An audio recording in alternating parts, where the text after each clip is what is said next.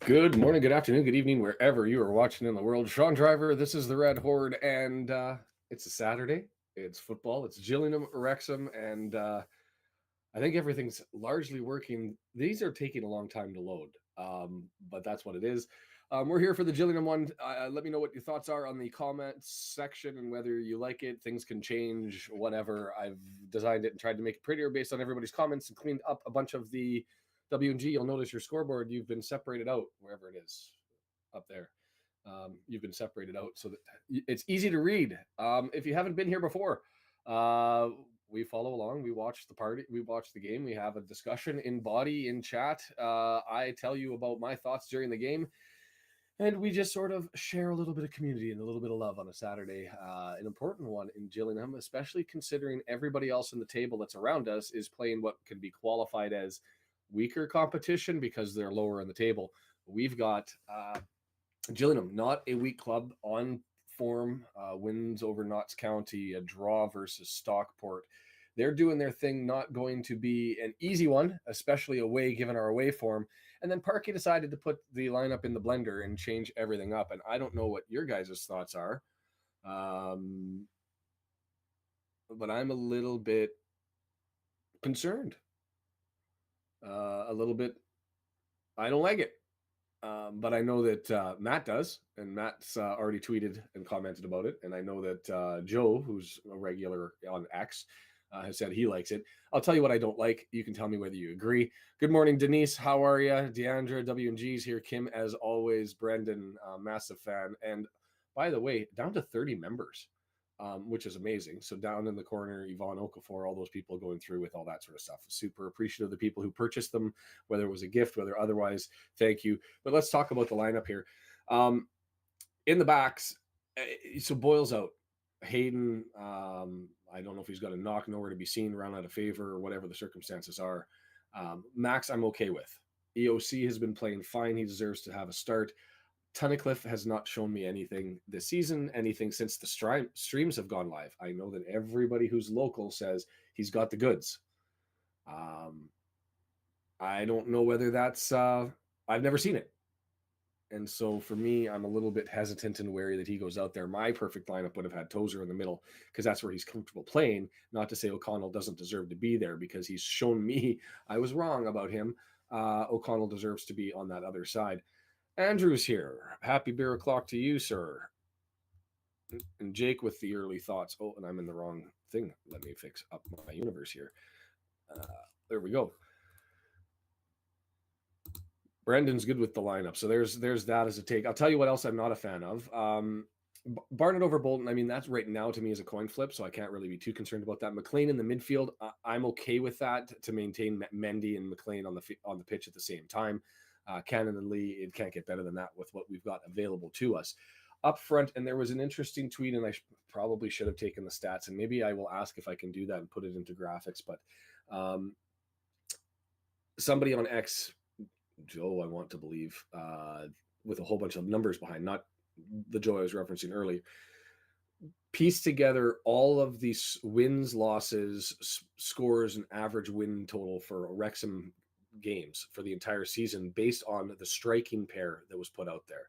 And when that came out, it was definitive that when Palmer is on the pitch, the team wins more, the team scores more. And Palmer's nowhere to be found. This is a game that screamed for, based on what happened in the last one, a Mullen-Palmer combination up front to see if they could return back to where they were at. Marriott had so many positive things that happened in the previous match against the MK Dons. What he didn't do was score. Yeah, Andrew, see, this is it. I hear that all the time on Twitter, and when I raise it, I've never seen it. I've never got close to seeing it. And that's over a year and a half now of, I guess not a year and a half, over a year of watching the streams. I've been shut up before So we'll see what happens. But with Marriott, he did so many positive things but except for score. And I actually had to look this up to get off the snide. North Americans, you'll know what that is. But then I found out when I looked it up, I was like, why do we use the word snide? Because that means like a bad person. And so I looked it up. It's actually schneid, and I was been mispronouncing it my entire life. So you learn something new every day. But for those that are not North American, to get off the schneid is a hitless streak in baseball. It's a shooting drought. It's when things get ugly and they're just not going where you're on the schneid. Marriott's on the schneid. He's had enough of an opportunity out front. He's been kicking around. He's had opportunities. And Francis is here. How are you, sir? Pleasure to see you. And so to me, Marriott's got to end up doing something up front. Am I happy that Dalby's not in? Yes. Dalby shouldn't be in the substitutes either. And that's where that take is at for me. And you'll see I've put the poll up there, and it's actually, considering it's one player to consider yes and no. McLean, is he best MVP of the year? And to clarify what I meant there, if it changes, and what Kim meant there was, is it for this year, 2020, like since the calendar year turned over? But I take it that I didn't clarify that. So, and some people won't matter, but it's 50-50. So that's an interesting draw. I'm just going to take an opportunity here to pull up the opposing lineup. A couple of interesting changes draw in there. So let's do this. Really, their mids and their back line is exactly the same as it was in the previous game, and there's nothing for me to talk about. But the most important thing to talk about is their starting goalkeeper is nowhere to be seen. I'm going to assume an injury. I didn't look at the minutes played in the last game. I don't know if he's away for personal reasons. I don't know what's going on. But Glenn Morris, 40 years of age, draws in. And did I see that right? Even when I look at that, that doesn't sound right. Somebody want to look up, is Glenn Morris really 40? Okay. Turner's played 2,970 minutes. That's basically every single game, league game. He's been the guy. And they're going with the 40-year-old backup, and they've had to pull in Holton. Is that right? As their backup. That doesn't make sense with the thing. I'm gonna have to go back and pull up Gillingham's first team here just to have a look. Yep, Tate Holton. I think I got the number wrong on the lineup. He's number 33. That's what threw me off, as I was like, number 11 for Holton, 33. Oh, it is 33. And so he's coming in to be their backup. I don't know what the situation is there, and if somebody can figure it out and tell me and tell the group, that'd be awesome. But they've gone with the change up front. The other thing is Gillingham's just not scoring a lot of goals. They went out and got Walker, who's been in 6 matches and 4 starts since he was picked up in January. He's on the bench for this one, and Clark was moved off the bench from the last game, and instead they've gone with Hawkins and Nadzian up front, or Nadison up front. Nadison's seen a lot of game time, 23 matches, 10 starts. And for Hawkins, he's had 9 starts out of his 12 appearances. So they've got questions on 2 ends. Their midfield, their back line is top class, to be fair. And you have to say that because with the goal scoring that they've had, they've got to hang into those games, and they seem to be doing well in the mids and in the back line. They're struggling to score, and they've rolled the dice on this one. And they're constant. And yes, he's 40. Whew. My wife is younger, but she can't keep a shot out either. Mike Smith with the early morning pregnancy jokes. I can't digest it, and I'm not going to get myself into trouble.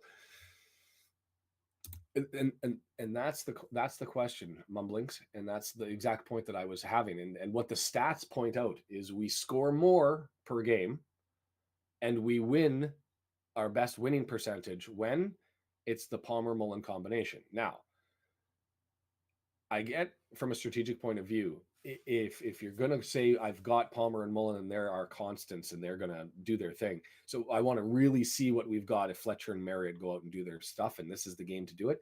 I can get that argument. I would rather see that competition later on when against Forest Green or against Grimsby or against a team that's not that important, especially on a weekend where we can lose touch here with a loss, because if we end up taking a loss and everybody else wins and moves up, we're going to be looking further up, as most people have a somewhat easier game to go through in this loading scoreboard thing that takes forever to load up. It works Friday evenings like a dam, and I thought I'd fixed it up, and they changed a whole bunch of things, and then it loads up. So it is what it is. Not even a goal per game. Yep, it's a struggle. So predictions, throw out your score predictions. I'm gonna try something here. No, I can't do it that way. All right. I'm gonna say, oh, I I think this is going to be one of two things. It's either going to be a draw or it's going to be 2-0. I don't think this is going to be a 1-goal game. And I'll tell you why I think that is. It's really up to Marriott. If he gets off the schneid, starts being able to find the back of the net, I can see the team easily getting to 2. I can see this being a 1-1 draw. I can see this being a 2-0 Wrexham win, and I'm torn between the two. I will go 2-0.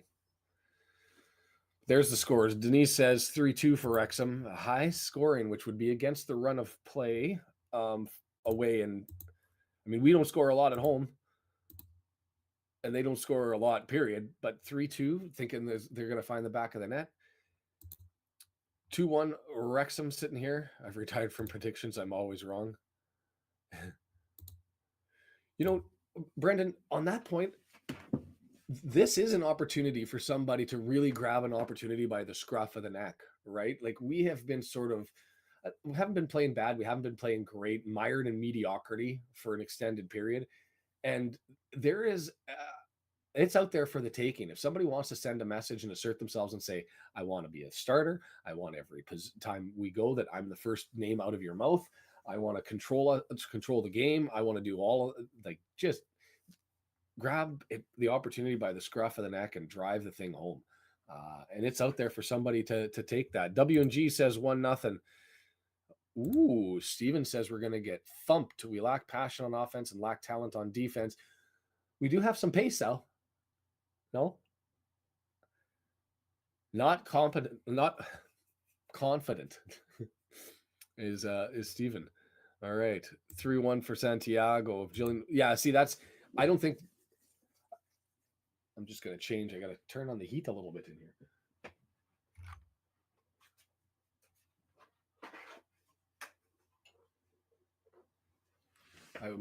I put the hoodie on and I was cooking, and I take it off and now I'm freezing.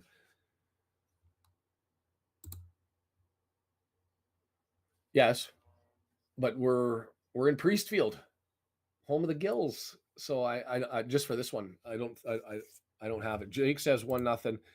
Oh, and Steven, good point. Let's talk about the ref.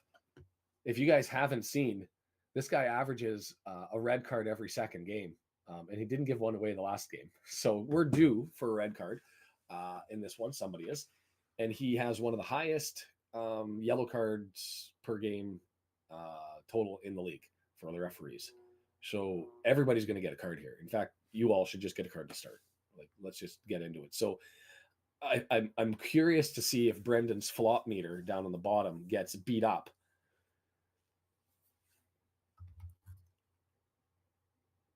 I think it might. So, but yes, Andrew, I take your point. I do mean scoring away from when we are at Priestfield. That's what I meant. So, France. Oh, see, I just don't see the blowout in Gillingham. But again, could I see somebody saying, this is the opportunity, this is the time I'm going to take, and Marriott ends up filling the back of the net? There, you get a card, and you get a card, and you get a card. We're all filling it up. It's there for everybody. It's going to be a fascinating game just because of the referee, the potential flopping, the backup goalkeeper, a striker on our end. Look, that's the dangerous combination. We've got a striker on our end who's on the schneid, who's been sniffing around the net and has been all over it, who he's going to be going up against a 40-year-old keeper who hasn't played any minutes this year. If that's all it takes to end up throwing out a thumping, maybe we do see a lopsided. I can see the script that makes that happen, right? I can see the pathway to that. I can also see Marriott being all around it and just missing here, left, right, and center. And us sitting there being like, well, we're dominating play. That's great. We just can't get a goal. I don't know. It's going to be a fascinating matchup, and we'll see where we end up going. Sorry if I missed that, if it got retracted. So we'll go through that. I don't know if you guys have any other poll questions, any other thoughts about the lineup and the roster. I'm excited to get this one in, and none of the scores are working. Like, do I just take it off? Bugger. I'm going to try one thing while we're doing this.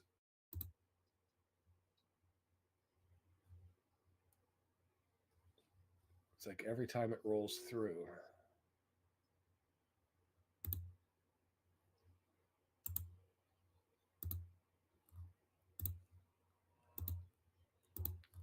Just give me 5 seconds to deal with a tech issue as they changed their whole format of how those scoreboards work a little while ago, and I thought this is amazing because they fixed the problem, and I went and used it again, and I'm getting bit for it.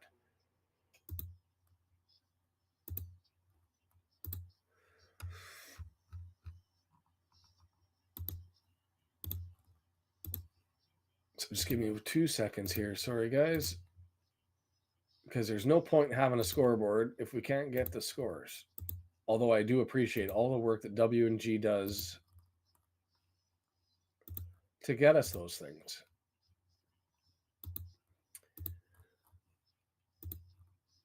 All right, so there we go. This could be a banana skin. See, isn't that just the case? Like, this chat has just perfectly described everything that I've been sort of talking about. I can see a script for everything, is because it could be a banana skin, it could be a thumping, it could be a close, boring 0-0 draw. Like, we literally could cover the gauntlet of what could possibly happen today, and it's all on the table. Yeah, I was wrong about Schneid. That's you learn something new every day, right? As I thought it was Snide, and I thought the etymology of that doesn't make any sense. And so I actually Googled it this morning when I'm dumb. I thought it was Snide my entire life, and it's Schneid. So I've got it there. Watching Wrexham game on iFollow. Patrick's joining us. 3-0 Wrexham, he says. A couple things if you haven't been here before. First off, after 90 minutes is following this one. Again, we're going to jump off and close this down. Everybody's going to move over there. I know Matt's going to be there. Carl may be joining us. Baz is intended to be there. Josh probably will be there. I don't think the Aussies will be, but everybody's streaming it and it's thrown out there, and hopefully some other people pick it up, and away we go. That's after 90 minutes. While you're here, just a reminder, I'm delayed with you. It takes some time for the feed to come to me. I might get it slower than you get it. Then I put it back out into the universe. It comes back. And so you are going to be a little bit ahead. So in the chat, no spoilers. If you see a goal, you see a penalty, you see a foul, you see a streaker running down the middle of the pitch and you want to chat about it, just wait until we get caught up. And so some people end up, they want to watch it and they'll wait for me. Some people draw back their iFollow feed until it matches with me. We'll have the score there. So nothing there. We've been doing the match score predictions A to Z. Everybody's all over the board. We've got 3-0 for Gillingham one way. We've got 4-1 by Francis the other. I'm sitting at 2-0. But everybody's pretty much been all over the board.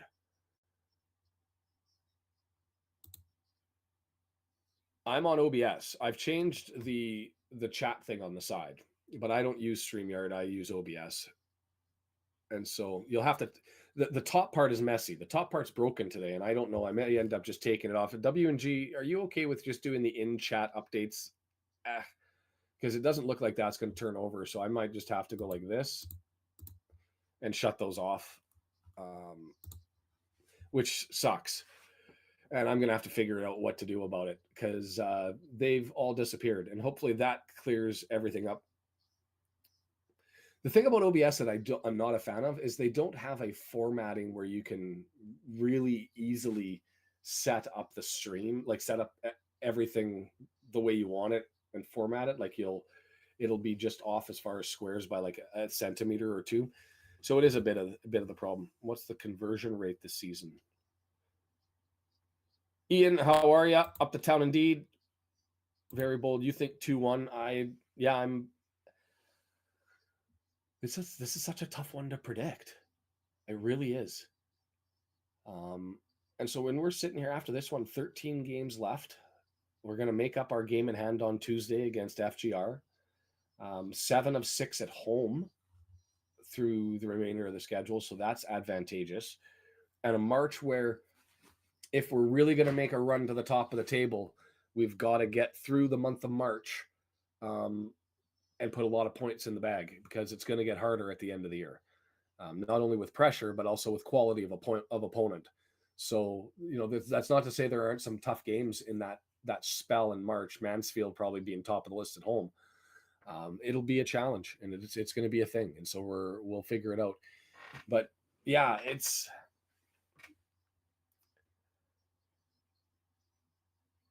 everybody's confident in the top and the bottom three. So for everybody else who's seen Tunnicliffe, tell us what we haven't seen. Well, tell me what we haven't seen. I'm not going to assume everybody else is there.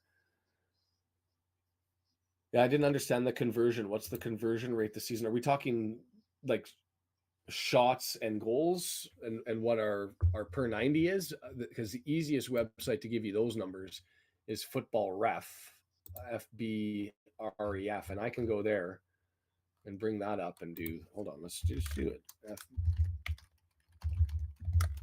And it doesn't. Footy Stats gives you home and away. This one doesn't. But let me bring that up and see what we're able to get.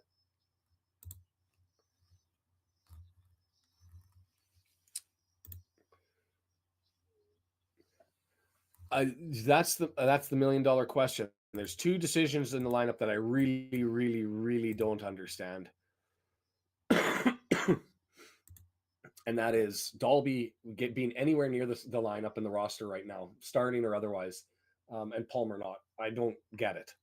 I have zero explanation for that. As to my other one, it's Tunnicliffe.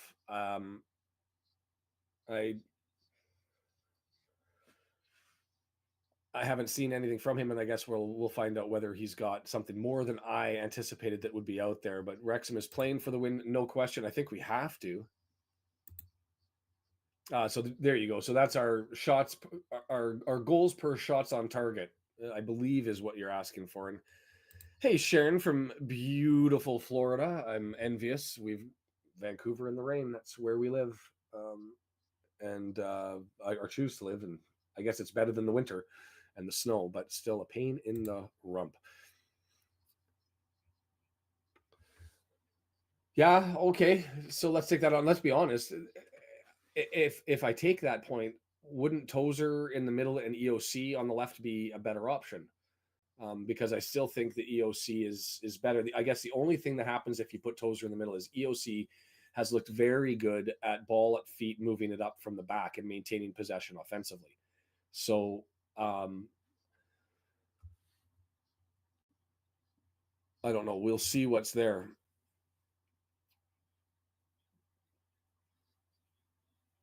Yeah, how nuts is it? From the 7th position, is it 7? Yeah, 7th down to like 16th, only being separated by 3 points, is an absolute dream if you're a fan, and nightmare if you're a fan of those teams. It's fun for the neutral fan because it changes so much. You could go from 16th to 7th on any given Saturday. That's fascinating.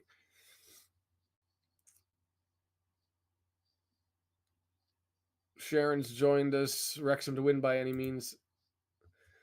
Thomas, very, very good point. But I think that's. I should have brought up the chart. I might ask him next time for the game next weekend if he's going to update it. But the guy on X who he collated all of the data, and he did goals, he did assists, he also did the spread in wins between the two teams, and he did wins and losses based on the 8 different strike pairings that have gone out there. And it was clear that when Palmer's on the pitch, we score more and we win more. And so even if he's playing in that hold up position and playing Mullen off of him, and he's not getting any assists direct, but he's there with possession. There's something to be said. Sitting here looking at Priestfield Stadium, and it's full. They've got their temporary stand. It's not called the fourth wall. You know what? Fletcher and Marriott together could be a dangerous combination. They both have that. They've been playing higher competition, so they've seen things might be a little bit slower for them. The question always is Fletcher legs, health, age, but he's got the skill. And Marriott, can he finish? And I'm sure he can. He's on the schneid. He's struggling. He's got the yips. I can't even say he can't hit the broadside of a or the donkey's ass with a banjo or the broadside of a barn. Um, Whatever analogy you want, because he's been around it. He's had some stops, that chip that he could have had from like very close in and didn't get there. So we'll see as the players are making their way onto the pitch.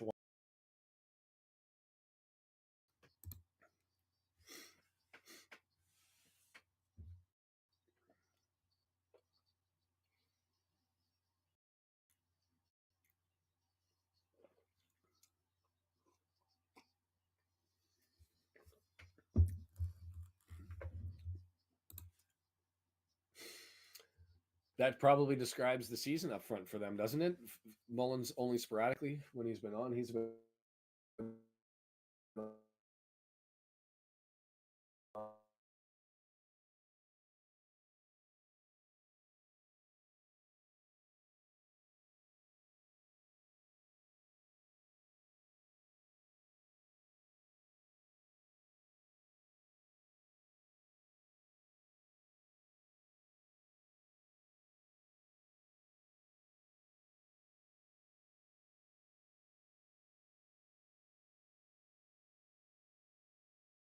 let me know if you can hear me.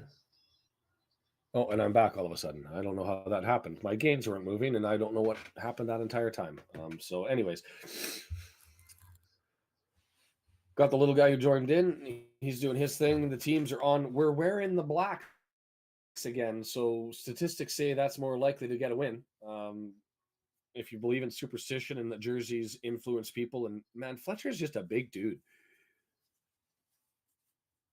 He's just a big Scot. The Gillingham are the Jills, but their mascot is a giraffe. I don't get that.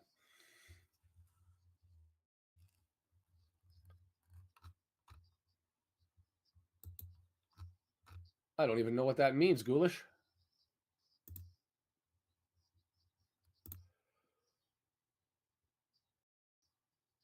We had our top two. We did have our top two wounded. We got an arrow through the heart. We need to get this arrow out today. Okay, I've got it. We had players go down. They're still down, to be fair. And actually, the report's not good if you haven't heard on Jones and Evans getting back. O'Connor's still a ways away. And so we're going to have 3 games or 3 weeks at least without those 3. And so we'll get there. Wrexham should burn those white jerseys. I flopped off counter. Off the flop counter to 1. Rock Chick's with us. Excellent. We're running into this one, and I'm stoked to get it going. I'm nervous today. I'm nervous today because I don't know what to anticipate, and I have no expectations. Backup goalkeeper hasn't had any minutes. A striker for us who hasn't been able to find the back of the net, although he's been sniffing around forever. Is that a giraffe or a pony? Why would the Gillingham Jills not have fish? Wouldn't you have fish? I guess their logo has a pony. Yeah, I'm with you. He's been exceptionally good. If you haven't been here before, as the game's about to get away, a couple of things: send it off to the algorithm gods. Give a like down below if you're there. Also,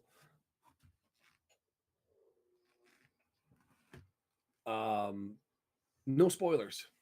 Keep it to yourself until you figure it out. WG with the update 1-0. I've got to go and close a door here because it's annoying me, and I will be right back.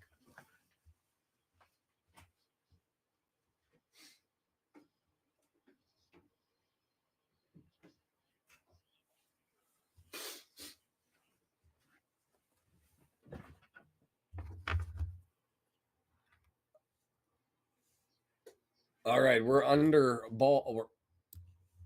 We're going to get going here shortly. I can't tell from the camera angles which ways we're heading yet. It looks like we're going to go left to right, yes, and Gillingham in their blue and white going to go from right to left. All tickets sold, of course. Wrexham comes to town and we draw everybody in. That's who we are as a people, as a team. There we go, underway. A little bit slow on the click, so we should be matched up. And it's a hoof ball from the start all the way down and lots of center backs there. But hey, it's dangerous. It's in the box and it's headed away down the left-hand side. And there's going to be a lot of whistles today. This referee, and that's the other thing that makes this fascinating. We could get a red card in the first 3 minutes, knock on wood.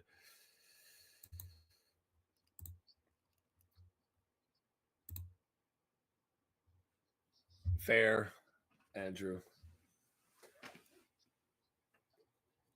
It's 180 minutes of Schneid. Okay, not 180. He didn't play the full game. But no Palmer today. He's not even in the substitutes. Brendan's got it covered, John. Sorry. Doncaster up 1-0. Thanks, W&G. It's down. Opportunity. Free kick. What did I say about the referee being whistle happy? He is going to control the game, and he just did there. They're going to have a chance from 19 yards out. And that's...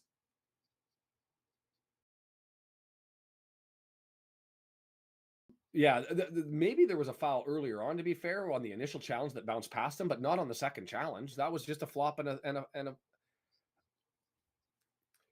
Max is getting grabbed by the jersey, and the guy kicks his own legs out, falls on his rear, and he draws it at the 19-yard mark. We're going to have 5 in the wall.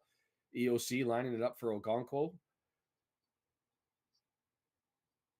4 in the wall, 1 just off.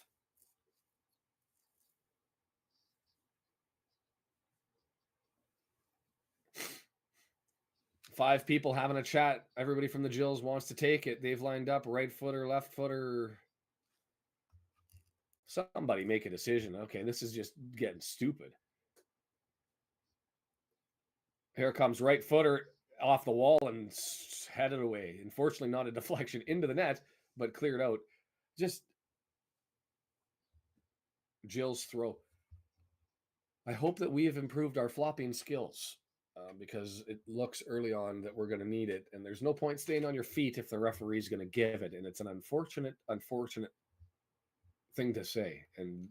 But if this guy's going to fall for it, start kicking your feet out on your own. And you never know what's going to happen. Williams gets a deflection on a shot that went through to the left-hand side. And there's 2 Williams. That was Jake. Sean's the other one. And he's on the bench. So fortunately, there's only 1 Williams on at the moment.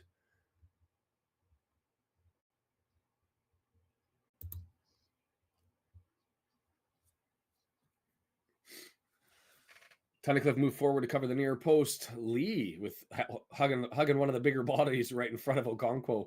Fascinating to see. Far post headed. Ogonkwo collected. So he's ran out looking. No mask for Ogonkwo. I can't remember if he was wearing the mask during the last time. It's something I never looked at. Yes. Yes, it does. Marriott is able to make a mess. Ooh. Put pressure on the 40-year-old goalkeeper. Marriott does, and he kicks it away. Mendy's now on the left-hand side, freeing it up, and he's able to get it across, but nobody's there. But Morris was also in bad position, so it's also to clear. Nervy stuff from their keeper early to start. Playing the ball on the floor with Marriott up there, pushing off of a hoof ball that Marriott seems to always make a challenge. A good little battle there by McLean and Coleman.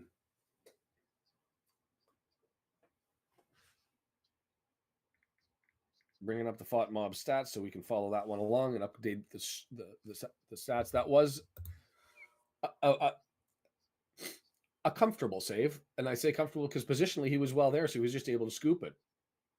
And so Ogonkwo collects inside the penalty area. He's looking upfield, no challenge. And so now he's got that challenge and he picks the ball up and he looks to play it, but opts not to. Updates, Crew up 1-0. Colchester up 1-0.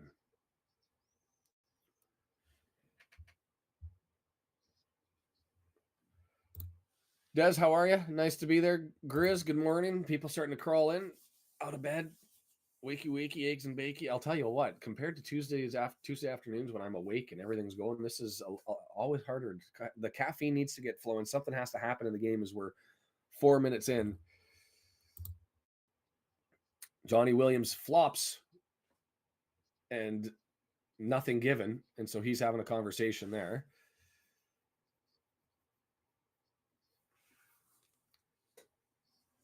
President Xi Jinping's pox doctor. Welcome. I know that that's a new name because I would have noticed it previously. Knots needs to beat crew to give us breathing space. How weird is it? Jinping, that we are now in a position where we're cheering for Knots to do something? Weather guy, how are you? Barnett with it, right-hand side. Throw in, looking, searching. It puts it into the corner for Fletcher, I believe that's there, who heads it in, but there's nobody in the middle of the area, and so Gillingham just clears. Counters on, but it's stopped by EOC, and Ricochet bounces around. Mendy gets it to Lee, and we'll gain possession at the midfield stripe. Kickoff was not delayed. No, 5:53 in. Oh, needed to flop. Doesn't get it. He took his ankles out. But we've got an opportunity here, swarming forward, lots of bodies, and there's blocked on the shot and lands on Barnett's feet. Fortunately, I thought that was going to go out. 18-yard cross in, dangerous. Well done by Morris to get up there and go and collect that sky one that was going to the far post. And we had lots of bodies up there moving around. I enjoyed the movement on there. Bolton up 1-0. I put the Bolton score up there, by the way, because that was an interesting sort of top of table battle in the other league. And it's not up there because if you're joining, no scoreboard today because it works every time. And I think it's going to work this time. They've changed some things. And so they've improved their problem. And then I think it's too slow loading. They get too many people there. Flop meter's already up to 3. Referee, if you're joining us late, gives away a lot of cards. So I expect both teams to be hitting the deck frequently. Gillingham's already wrestled away a free kick. So it's going to be a throw in deep into the Wrexham area as Mendy just ended up trying to collect a ball that was deflected away by Tunnicliffe and not able to get it. And this is going to be Hutton lining up to go and take this. We'll see if he's doing the long throw. He's certainly leaning back against the rail as though he's got it in his repertoire.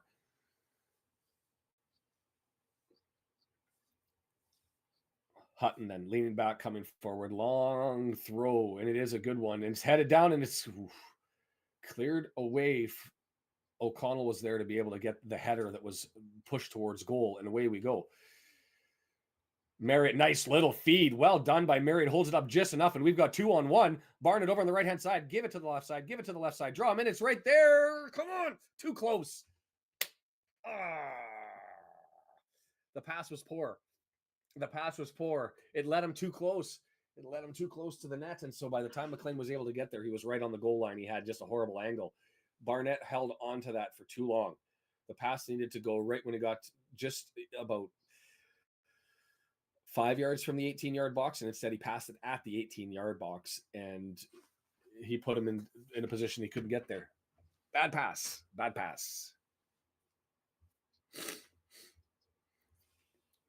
I like the counter. Ghoulish, I will just give me 3 points, right?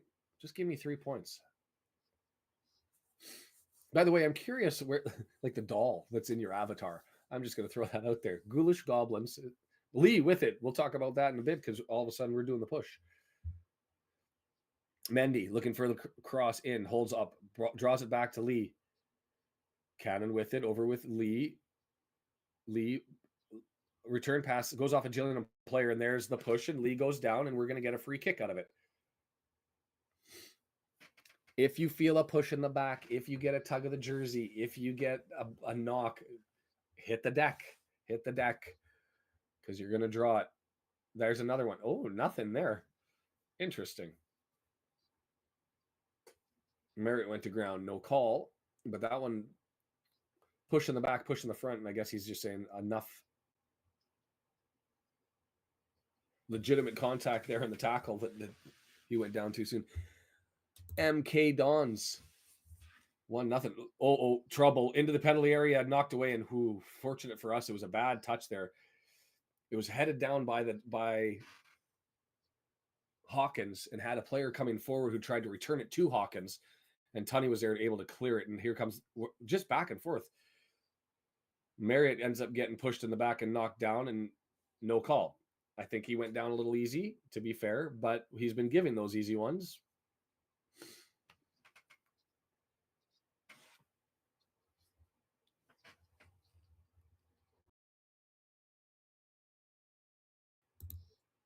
So going to be throwing deep for Gillingham. They're going to throw long towards the midfield stripe. And there's a battle in the midfield, and we walk away with it. Well done by Lee to make it out of that mess with the ball, and that's McLean playing in the mids, gets it across to Barnett. Yeah, Matt, it's broken. I'll try it again and bring it up and see what happens. Oh, Barnett cross over right-hand side off into the header. See, that one works. So maybe we will go with it. It was taking a long time to load up, and it was looking awkward and ugly. So hopefully we're able to keep it. My setup. Always working. Now it's, some people say too busy. You'll have to let me know. Francis said there's too much going on here. Is there too much going on? Do I start to get rid of it? Do I have to redesign it? Do I need a graphic designer with way more skill? Oh, dangerous! Hell of a save by Morris on a long shot. Morris for 40. That's impressive because he had to get up there. That was Mendy with it. Oh, and we go quick, so I'm not even going to get the replay. McLean with it over on the right-hand side, working with Barnett. McLean, right side. Going to get another corner. I want to see that shot again. Oh, hold on. It was working. So it seems to be working. So let's draw that in there. Oh, and I say that, and as soon as I draw it in.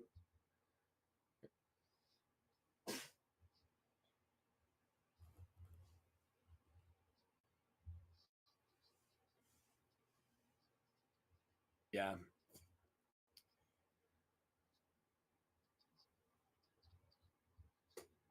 Okay, so we've gone from the corner. Is the spirit guide to my Spirit Dolls channel? Thank you, Ghoulish. I was curious about that. Long throw. It's in there. It's a little flick on, but it's not able to get through. It's blocked and put down. Barnett comes up from his position and ends up knocking forward to McLean on the right-hand side. McLean draws it back, and we're going to gain control as Mendy's in the back line, filling in as everybody was up there for the corner on the throw. And away we go. It's a peekaboo scoreboard. And I can leave it up, as sometimes it seems to be loading and sometimes it doesn't. And it might just be two sets. I'm trying to figure it out as I'm watching the game. Focus on what's happening and see what's up above. We might just leave it with my apologies as we're midfield cannon over with Lee. Lots of possession so far for us, and we've been coming forward.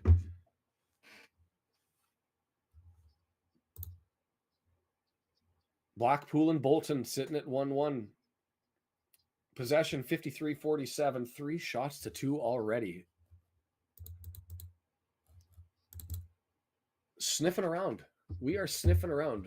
And you got to feel good that we're getting into this, as we're going to have a throw, and is Mendy just going to no long throw, despite the fact that we were in like perfect Tozer bomb territory. And instead, it's just a throw over to Lee, and he's going to take the throw. Quickly, Fletcher with it. Got lots of bodies over there to interplay with, and he gets it to Mendy. Mendy's looking, dancing, searching. Curls, doesn't give it to Cannon, draws it back. EOC, or McLean's switch, and instead back to Okonkwo. What's going on? That was a little bit ugly.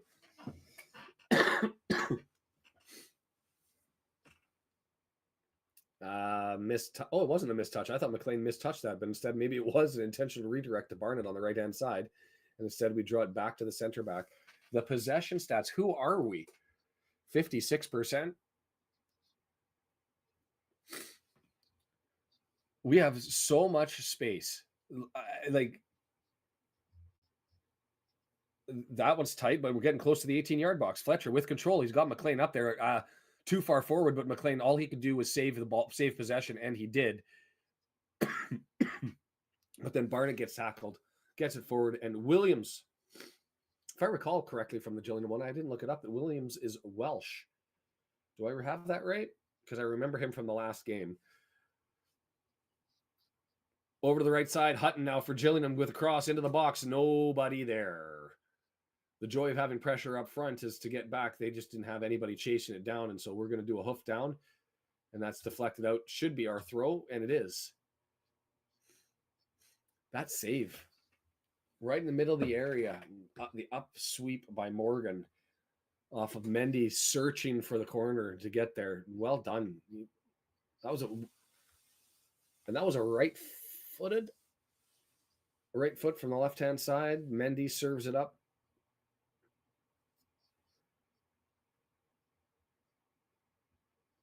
It was curling into the far post, and it was jumped up and deflected away. 64% possession. Barnett with it,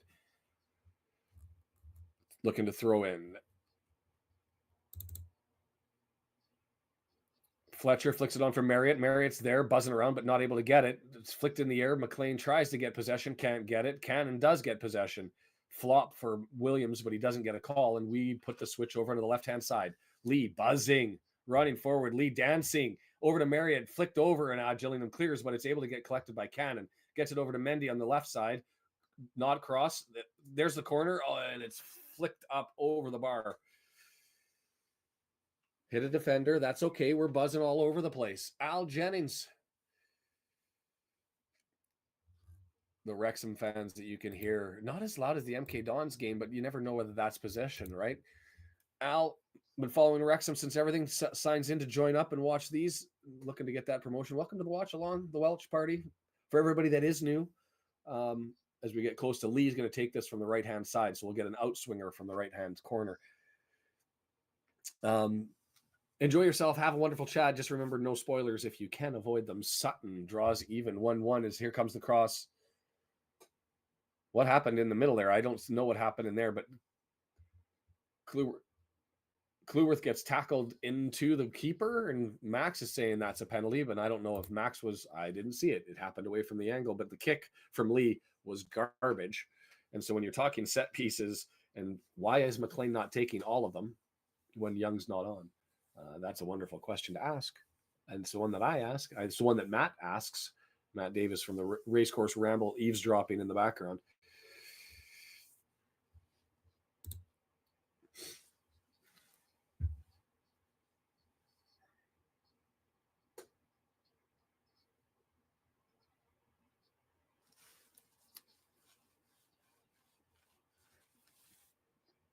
Dale, welcome. Crew's up 2-0.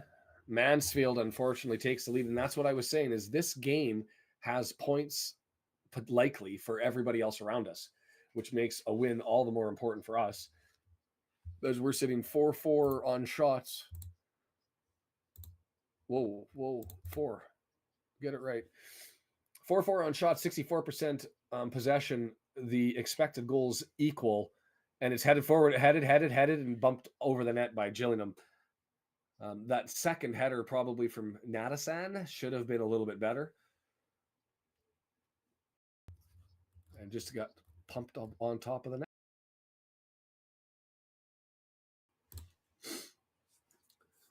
Okonkwo with it, remembering he always has one kick per match that he sends off to the right or to the left. We'll see what happens. And this one, he just plays forward to EOC, who's going to go through the floor. No hoofball yet. Long ball flicked on by Marriott, but nothing much developing off of that hoof.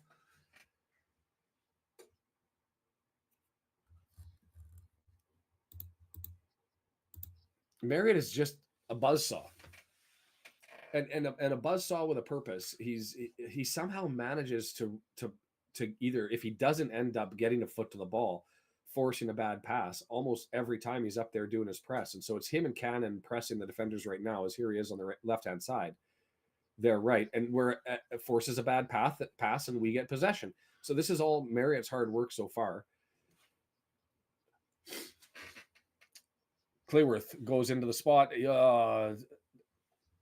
Bad pass, a little bit too high, and Barnett not able to get to it from Max, and so it rolls out, and that's a giveaway of possession there. Dale, that's exactly what they were doing. Thanks for being here so that you could celebrate the barrage that's yet to come.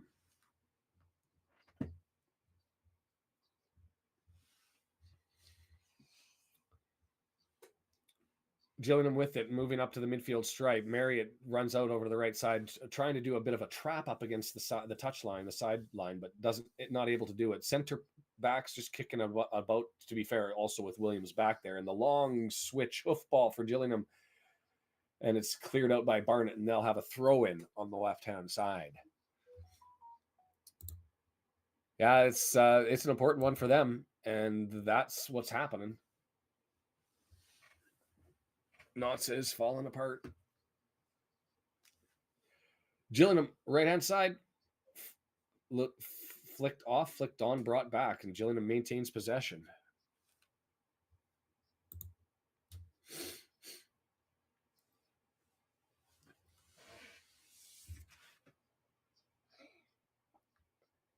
Scored on a penalty, disaster game for Knots. Everybody's watching I Follow, right? Oh, Marriott's going to get a...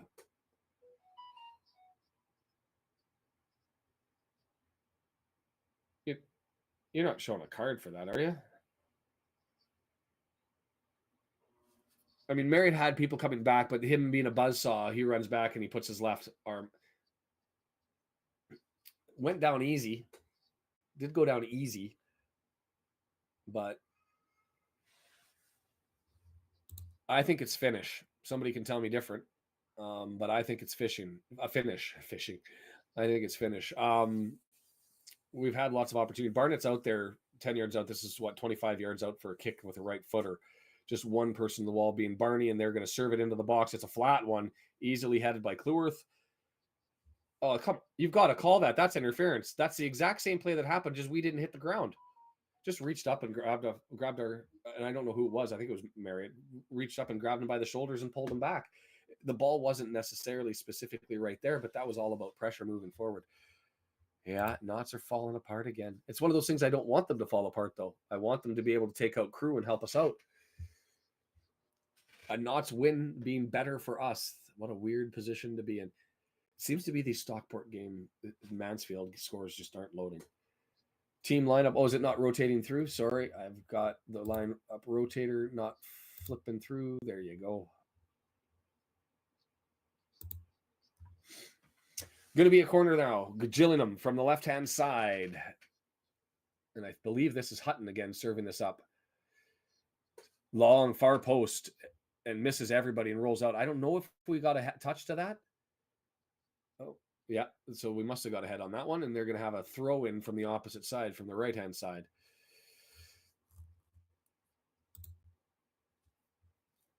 It's, 56%. Shots are even, 5-5 now. Expected goals are actually they're favoring us. Passing just slightly ahead. It looks even in the stats where I would say we've been more threatening. They've been certainly around the 18-yard box, but I haven't really. There's that one shot on goal that Ogonko had to make a save on, but we've had some crackers like that. That shot from Mendy from outside was dangerous. Their keeper Morris had a couple of bad touches, and one of them created an opportunity. It looked dangerous.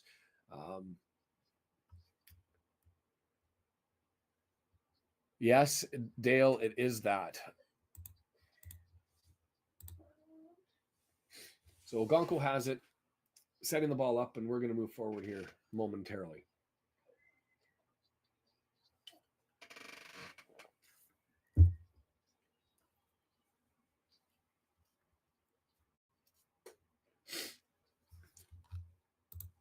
Yeah, it's what I said. I mean, we're going to have an opportunity to get some wins in March, but this is a game where we've got a top of the table-ish competitor, and everybody else has a little bit of an easier run today. And so taking 3 points is massive for us because if we're able to do what we should be doing in the follow-up matches when we play the lower table teams, we're able to get there. So it's an important match. Set us up nicely for the month of March.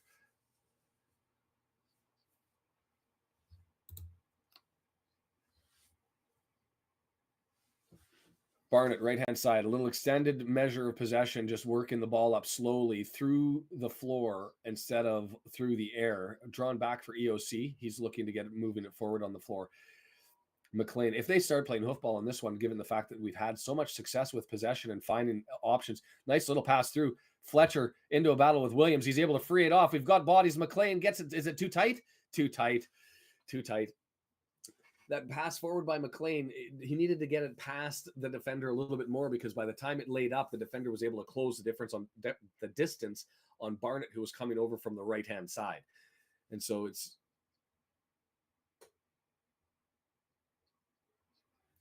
So that's, yeah. Whoever's doing the color commentary today just said that's a return of the favor of what happened before when they came 2-on-1 and Barnett served McLean too close to the goal line. This time McLean served him too close to the defender, and just leaving the players in a position that they can't really do anything but take a swipe at it and cross their fingers if something happens.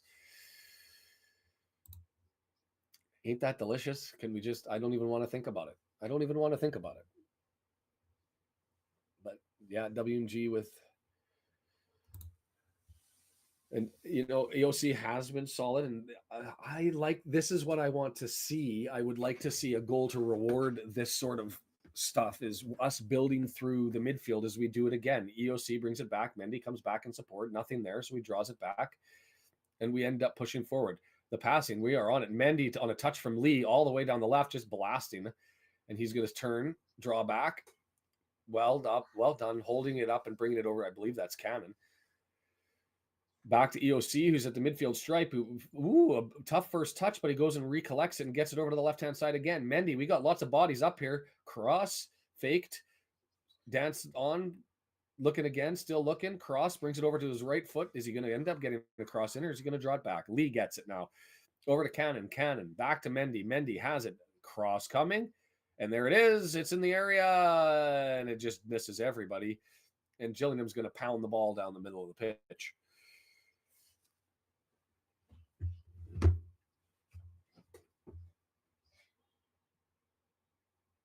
McLean with it, right-hand side, gets it on down. Oh, swept in, but easily cleared. But we're able to knock it down. It's right there for Lee. He's dancing forward, still with it. Tiptoeing through the tulips, and he tries to get past, and whoa.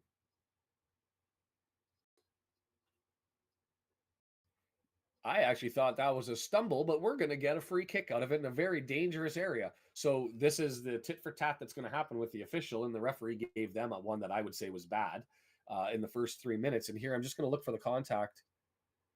No, I think Lee ended up tying himself up. Brendan thinks that too. I think that was, he pushed the ball so far forward and was trying to get there and ended up dragging his own right foot, but it may have looked as it went past that he was...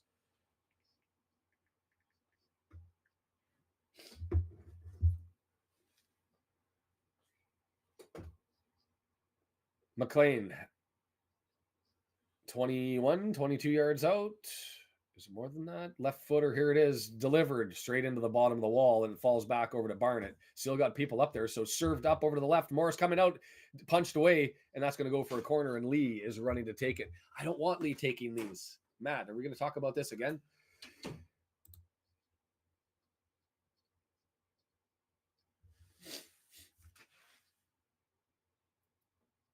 Short corner, brought forward. Far post, and just a little bit too far. Fletcher tried to head it back, but not able to get there, and he goes into... That was the advertising hoarding behind the net, and he's dusting himself off, and all looks fine, but just threatening all over the place.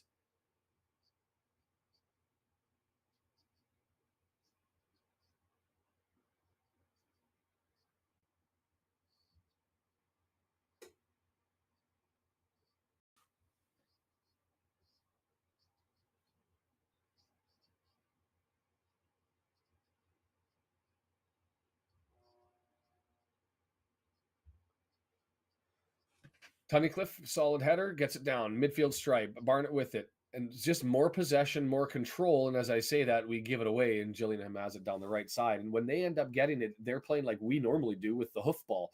So it got thumped down, and this time doesn't land, and it's well played, and Barney has it. O'Connell, back heel, gives it back to Barnett, and away we go on the run. Burnett burning down the right-hand side and gets it back to Cannon, who's got it.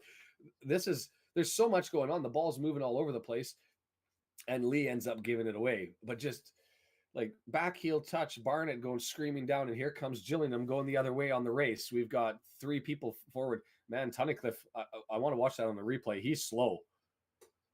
Okonkwo with an easy save from a long shot. But you watch everybody burning back there to get into coverage, and Tunnicliffe looks like he's running in quicksand. Timmy Tim that brought back memories, Sean. Tiny Tim, yeah. No, it's got to be McLean.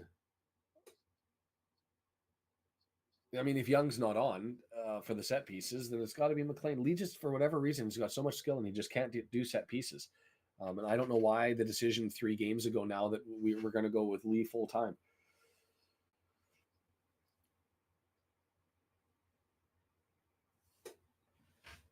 Barnett moves it forward. Marriott's there, and he's dealt with easily by Ogie.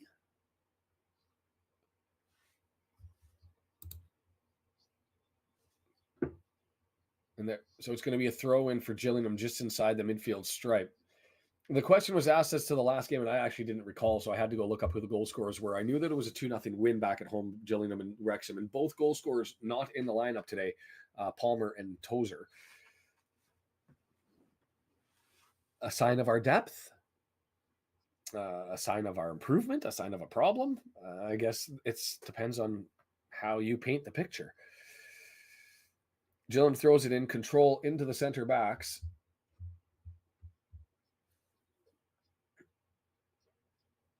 Gillingham with it, Williams, I was impressed with him before for being all over the place, and he is all over the place again. Shots are 7-5, lots of shots, but we're doing the whole spray and no deliveries. We haven't had a goal yet. That's a free kick for us, earned. 1 shot on target each, and just a whole lot of sniffing around.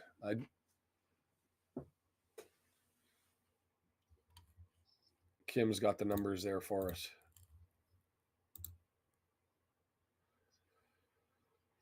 Oh, wrong one.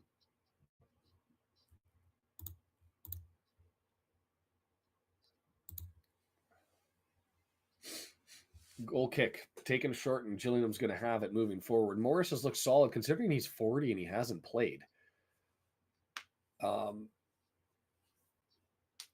2 saves. The first touch, he looked a little nervy, and that was a benefit for us, as I don't think that was deflected. He just thumped that a good solid 8 feet out of the off the pitch, and so we're going to get a free throw in here with Max on the left-hand side. Kluwer throws it long, headed forward by Gillingham, and it's going to be a giveaway. No, it's not. We're going to get possession. Fletcher's able to settle it down in the midfield. No, he's not. We have it, they have it. We have it, they have it. Everybody's fighting over the ball, and Gillingham pulls it down in the center backs, and that's where we're at. I would love to see Marriott open his account here, and he's buzzing. I enjoy the work ethic. I enjoy the skill that he has.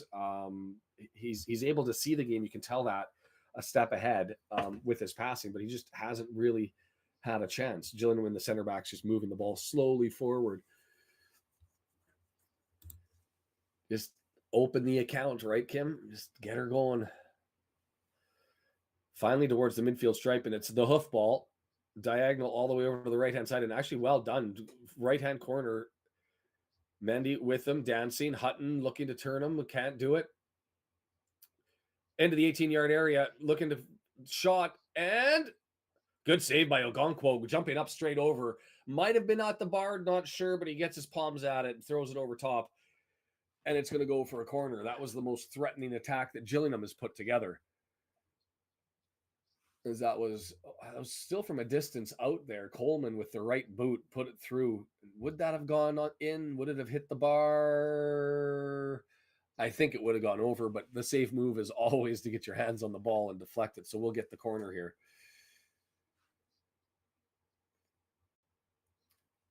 Hutton with it on the left side, looking for the right-footed in-swinger.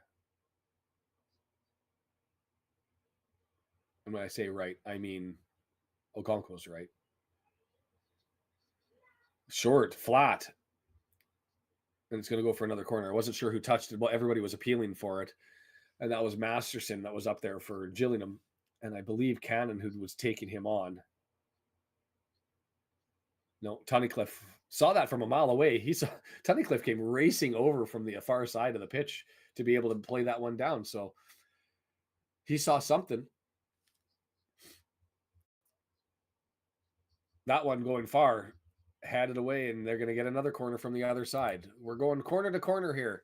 And Jake, we're at 9% of our conversion rate. So we're going to 3 more shots and we'll finally get one.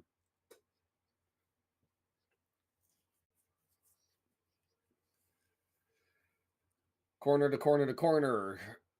Hutton taking this one? Yes, so it'll be a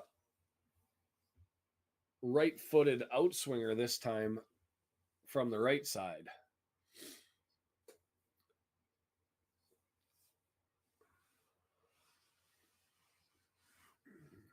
Yeah, it's here it is, spun in far, comes down 18-yard box. Williams has it. He's going to have a crack, takes the shot, and it's blocked. Tunnicliffe, well done.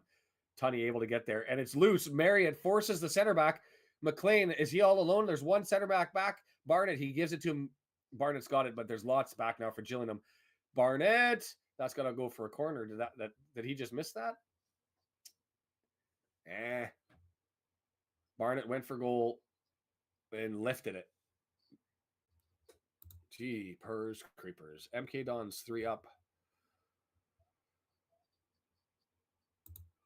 Woody, I don't disagree with you. Ollie starts, we win or draw. In almost all circumstances, that's true. So it's interesting that he continues to not go back to him. Not even making the lineup today.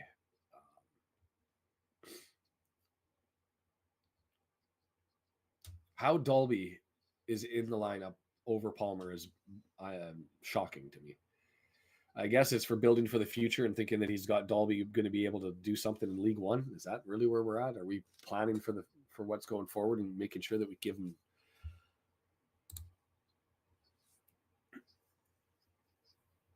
Andrew, I love the fact that every match I end up saying a name and you go, really? They're with this team? I can't remember who it was in the last one. It was the Aussie keeper. I can't remember his name now. A couple of matches ago when you were like, is that the Australian keeper? Yes, it is. Gillingham with it. Nice little interplay between their players on the right-hand side. And then that was just a straight-up hold. Thank you. Cannon goes in and does a wonderful job nicking the ball, and he gets held up. No call. Cannon makes a right turn to the right and moves the ball forward. Gets grabbed onto and pulled to the ground. We get a call. Somebody's got to do something. Insult his mom before he goes on there, his girlfriend, his wife, punch him in the back of the neck. I don't know what it needs, but fire him up and get him angry. Max with it, takes the touch and draws it forward. It was a long ball. Well done by Max to be able to disrupt that on the way back. Cleworth with a good tackle and another good tackle there. And we're going to get the throw in. All Max all the time, a little bit nervy. I would have liked to have been a little bit more settled on that. That kick that he had forward wasn't on target. Put us into a position where they were counterattacking. They go on the counterattack, and Max has to do 2 great tackles to save things, but he was all over the pitch. And they've got Williams went down there with an injury.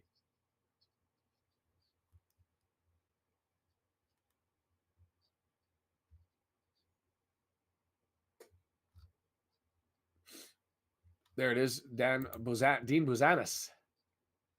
1 goal in league play. Ugh. Tommy's tuned in after basketball practice with the team. He's showing them this and Wrexham. And so hi to everybody from the basketball team who's watching. Make sure you go on your YouTube, hit subscribe, but really watch the damn documentary, fall in love with the team, and join everybody else who's following Wrexham. It's a fascinating story, lots of fun going on, and best humor that any professional sports club has from the admin. And it's a fun, competitive team doing some wonder things as Williams is just getting butchered. He's on the pitch. He's on the deck. That was a great tackle by Marion. I'm surprised that there wasn't a foul given just because that's the referee. But that was a solid tackle. He got ball. Williams goes up over, takes it on the right-hand knee, and he is getting banged up. And I don't think he's the type to be faking it. Yeah, great tackle. And that was an awkward fall to the ground, and he probably did hurt himself. And so to the basketball team, yes. The kit is amazing. It looks good. It's a lot of fun to be a part of. The lots of characters that you learn about through the documentary on Disney Plus or Hulu. And so get into it. Join the mob, the horde. Salford 1-1. Tommy's here. And said, oh, yeah, and said hi. We knew that because he's watching the basketball players. Or not watching, he's with the basketball team showing things off. I still think we can catch them, but we've got to take care of some business here. Williams with it. Seems to be fine, running around, doing his thing, moves it forward. Is Gillingham maintaining possession, draws it back to the center backs, and they've got a little bit both more control. And you're right, both teams are at 9 shots now. Those corners giving them some opportunities. Lots of shots this game. Lots of stuff going back and forth. We're getting close to the half and nothing really, really dangerous that you can say a good chance. Expected goals just at 0.34. Lee over the top. Good ball for Fletcher, and just misses it. Just misses it. It was there. That was well done. As much as I don't like the hoofball, when you're able to make it a threatening opportunity like that, you'll take it, as Fletcher just not able to get a boot on it. And I don't know whether that was because he was held up at the wrong time or whether just awkwardly where his feet were placed, but Gillingham down right-hand side. Just outside the 18-yard box, looking for the cross, and it's headed away. O'Connell gets it away, and Williams smashes it off of McLean's backside, and Lee collects it. Lee on the break, the counter. Marriott over to the left. Fletcher's joining with him. Marriott's going to have to hold up here. He doesn't have numbers forward or take on the world. And he decides, I'm going to spin back, draw it back to Lee. Lee crosses in, swept in, headed away. Barnett able to save it. Didn't have a lot of room, so he put Cannon under pressure, but Cannon does well to get it over to Mendy on the left-hand side. Cross. Who's in the box? Nobody. That's the second cross that Mendy sent over that's gone way too far to the far post where nobody's been except for Gillingham defenders. Mendy with it. Lots of Wrexham players on the deck, so he draws it back so we can set up, and away we go. Switch is on. O'Connell's found McLean over to the right-hand side. McLean with it. Interesting to me that they put McLean on the right-hand side instead of Lee. But that's something that we could talk about, as McLean gets it and tries to dance, and it's bumped forward, then backwards, and Max has it. And we're going to set up again. So much going on. Neither team looks dangerous. You're right. Lots of sniffing about. Lots of great passing. Lots of interplay and triangles getting set up and people pushing the ball around and stealing the ball and being able to get switches on and counterattack, and nothing as far as getting good shots and opportunities. Mendy's long right footer from the left side, the best opportunity so far, I think, either to either side. Ogie moves forward, gets it up to Williams. Williams draws it back. Emmer.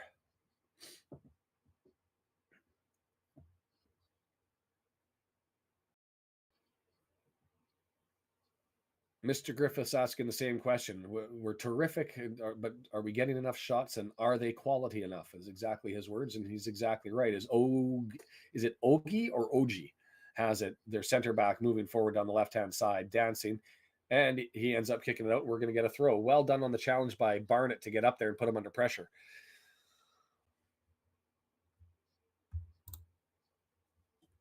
Decisions in the final third letting us down. I don't even know if it's the decisions, Lee, or if it's the actual quality. Like Barnett and McLean have both stuffed each other a couple of times. Max with it, gets it forward to the center back. That's not, Cannon flopped and didn't get a call, but that was not a very effective flop because he was free and clear on the right-hand side where he went down. Williams has it then for Gillingham in the long hoofball forward, well knocked down and cleared easy by EOC, and he gets it to Cannon in the midfield with McLean. We'll see. Not added time. What are we looking for added time? 3 minutes? It's been Williams twice.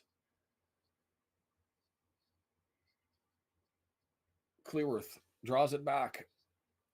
It's been an entertaining first half, if entertaining matters, because We're going to get a free kick there as O'Connell just got clipped a little bit, drawing it down.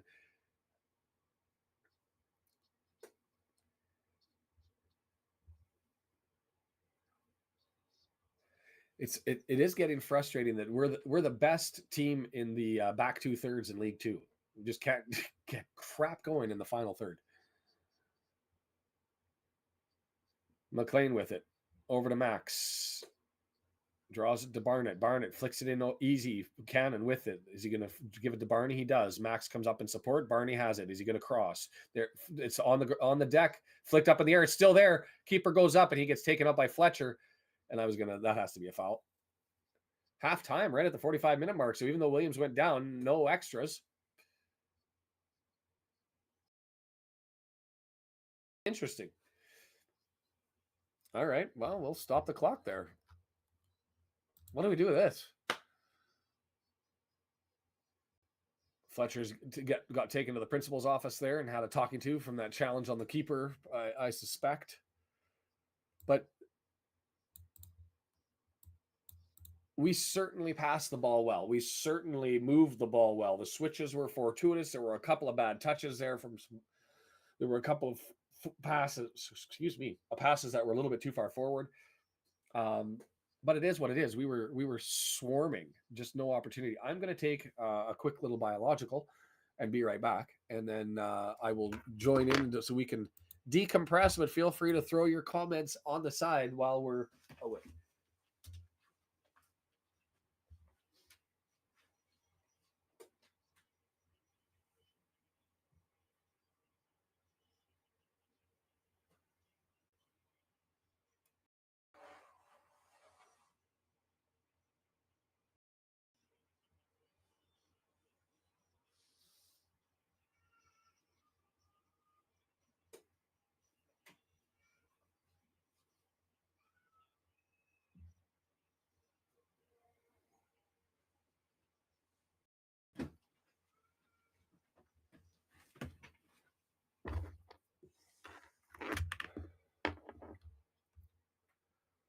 So what do we think about that? Fletcher and Marriott aren't finishing. Is that a little bit too critical? I don't know. I mean, Marriott, they haven't really had a chance. It's really been on counterattacks with McLean and Barnett, Mendy throwing it forward. Mendy's missed twice. They were showing that replay from the Mendy. That was the best opportunity from the half, was the long right-footed flip towards, and I think their best opportunity was the one that they just showed there, where Coleman took the long-range kick from 20 yards out, and Ogonko was able to get up and put that forward. Which statement or which comment, Kim, is not true?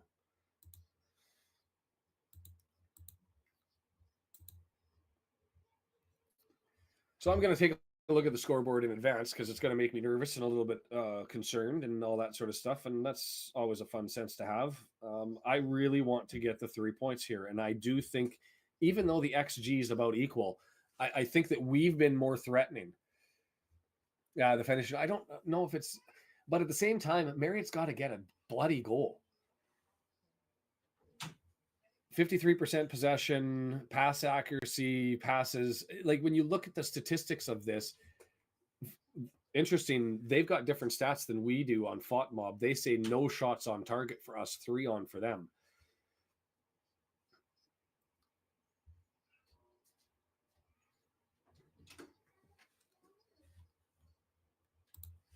Fletcher missed some of the crosses from Barnett. I think there was one, but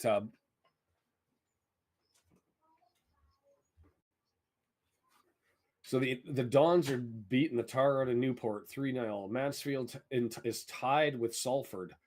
That's helpful. 1-1. So let's get through to this one. The interesting part about this one, we're going to be probably finished well in advance of everybody. Crew sticking at 2 knots. Forest Green up on Tranmere. That's no consequence to us. Accrington, Stanley Crawl, nobody scored. And Barrow and Bradford City didn't get off. So they'll have to have a makeup. So that'll be interesting. Barrow being the team that we're potentially concerned about there, although they've been falling off. So Salford City temporarily helping us out. Stockport and Swindon are still tied 0-0. So it's not as bad as I thought. Can we go and get some points here? It's just Crew jumping up into the top 3. And as Matt said, they've got a difficult schedule coming up. So we're the best back 2/3 team in League Two. And it sucks saying that because we've got so many potent weapons up front.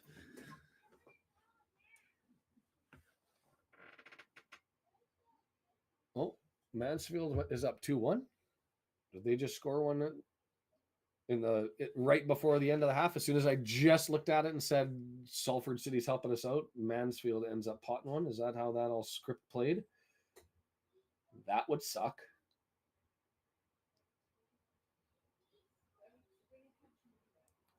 Yep, 39 seconds ago, they post Bailey Cargill scoring for Mansfield. Well, mad, as they would say. 10 out of 10 for everybody. 1 out of 10 up front. I'm going to bump the out-of-town scoreboard off again. We'll have to go back the other way for a bit. It just doesn't want to work. I don't even know what to say about that. It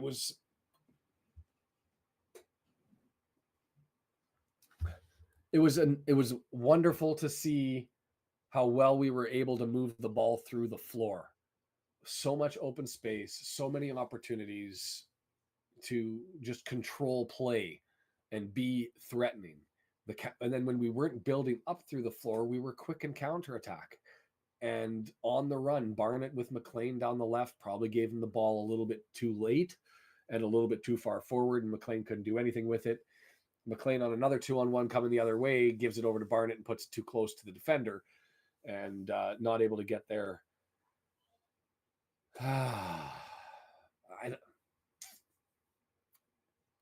Do something. Do something. That's where I'm at. I don't know. What's your feel free? I said 1 out of 10 up front. Does anybody disagree with me? I mean, Marriott away from the ball has been putting everybody under pressure and been doing a good job. Is that enough? Is that enough? I don't know. Do I blame him?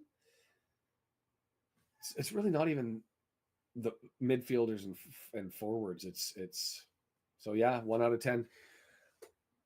Marriott has been invisible.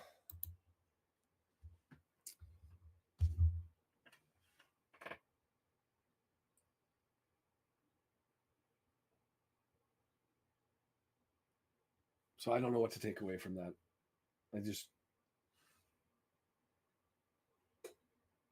So we're sitting in 4th now, presently looking up at a 3-point difference between everybody else.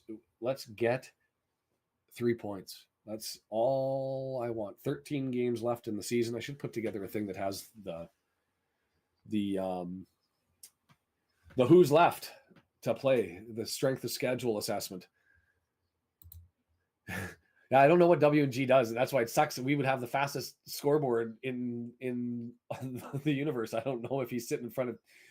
I picture W&G sitting in a room with a whole bunch of monitors up, with a dodgy box set up that's got some sort of miracle stream that's able to get him. It's beeping in my ears here. That's able to get him the feeds before everybody else is. Or maybe he just has Wallace and Gromit running around getting him details from from a whole bunch of people in the stadium at the time.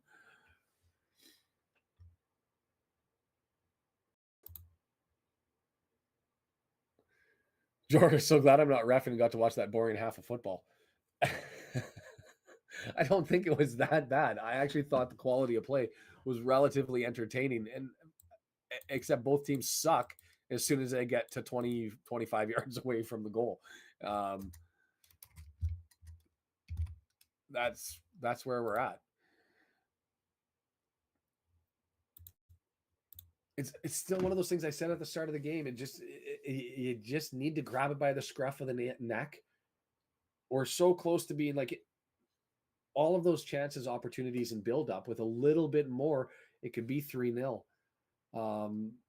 Not because of the quality of the chances, but because we've had so much possession and we've looked so solid everywhere else. It's just, it all falls apart into nothing.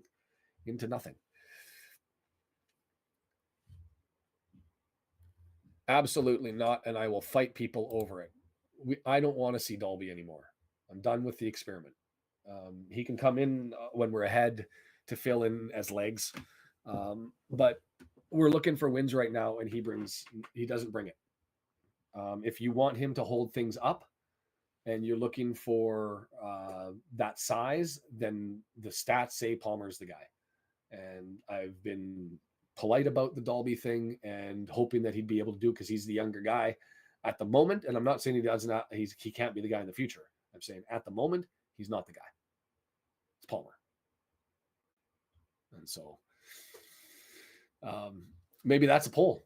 Let's put it up there as a poll. We've got time. I'm going to sit there and be like, right now, Palmer or Dalby. So let's end this one. People saying that McLean is our MVP for so far this year by 54-45. And so let's bring this one up. Start a poll.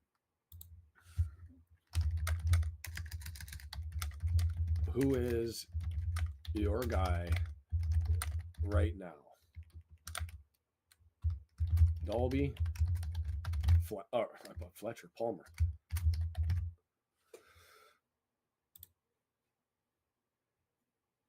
Well, that is true that Palmer's not an option, but that's what I'm saying is that's a mistake by Parkey. And we win more, we score more goals when Palmer's out there.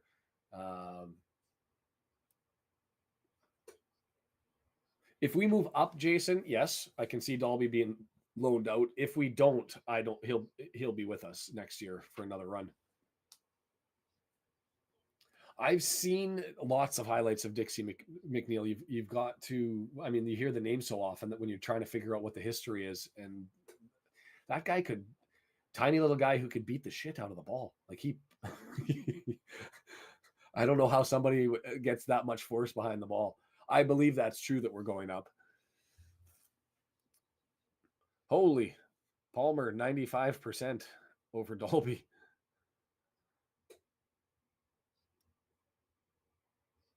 Woody, that's the part that makes me nervous. There's still lots of season left, right? So I don't want to blow it up and say if we don't get all 3 points, we're going to get frustrated, because there are games that it puts pressure on us because it means we have to go get 3 points in every game against the lower level tables. There's less room for error. But my word, this is an important game, and largely because it sets us up well going forward. Instead of chasing it, we feel like we're ahead of it. Wrexham doesn't like to do things from ahead, so maybe that's why we're in the position that we're in. Somebody just go out and grab the game, go out and take it. Be the guy who steps up and says, "I'm going to find a way to drag this team into a result," and that's what it needs. And I don't care if that's Elliott Lee. I don't care if it's EOC on a corner. I don't want to see Elliott Lee taking any more set pieces. Put McLean out there for the corners, please. And maybe Young draws in, and we'll have that option there. None of the above. I was just measuring between the two, right? I mean, there's another question to ask, that is Palmer, should Palmer be starting? I'm less like Palmer versus Dalby. It's Palmer. Every day it's Palmer. Not for long-term career longevity future. Right now it's Palmer. If it comes to the question of should Palmer be in the starting lineup, now we're into a discussion, and it's interesting because you sit there and you say, is he our best of the strike, those four? And I would say no. But what he does is what we need. He holds up play. He wears people down. He's more physical than Fletcher, despite, they're both big guys. And it seems to work for us. And so I like Fletcher as a super sub and Palmer getting the start. Whether that's with Mullen or Marriott at the moment, I don't care, because neither Mullen or Marriott can score.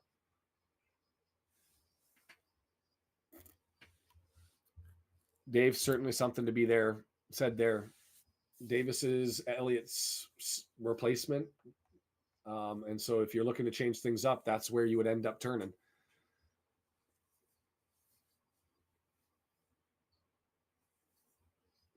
Well, I want to be able to say you're wrong, Andrew.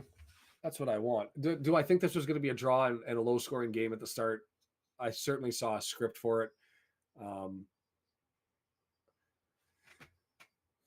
What's the proper word for somebody who just has that? I mean, it's je ne sais quoi, but they just have, they can stir the drink. They have that closing capacity. Davis is out there. I don't know how many goals he scored, but when he comes on, there's always seems to be a goal or a threat of a goal or a thing, right? Do I think Davis is the guy for 90 minutes? No, but he has that magic, right? He has that magic. George, before George got injured, I would agree with you. I'm with the gang that probably says it's McLean for me. I know Gonko's been solid. Intangibles, yeah, that's mercurial, agitator, the it factor. That's more what I was going with Don with, like that killer instinct. It's got that capacity just to finish and be around the ball when it falls into the back of the net. He's a closer.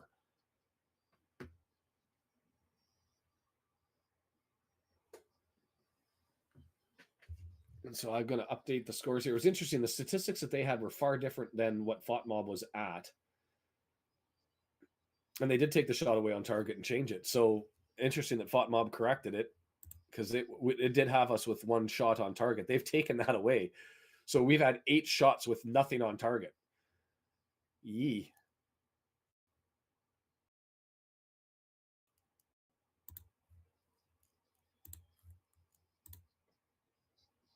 $10-8.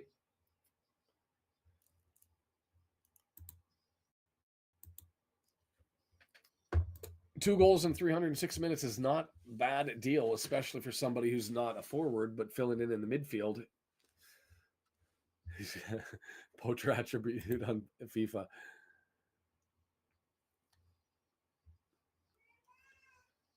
So lining up on the ball, we're going to be going from right to left, them from left to right. I still see Fletcher and Marriott up there. So we're no changes at the half because Parkey doesn't do changes at the half. We'll wait till the 65th minute and look to do some changes. And until then, this will be the team that runs. Let's get something. Let's get something. Nothing on target. The Mendy one was on target. It was. I don't know why they've taken that away from being on target. Maybe they said because it wasn't a shot, it looked like a cross, but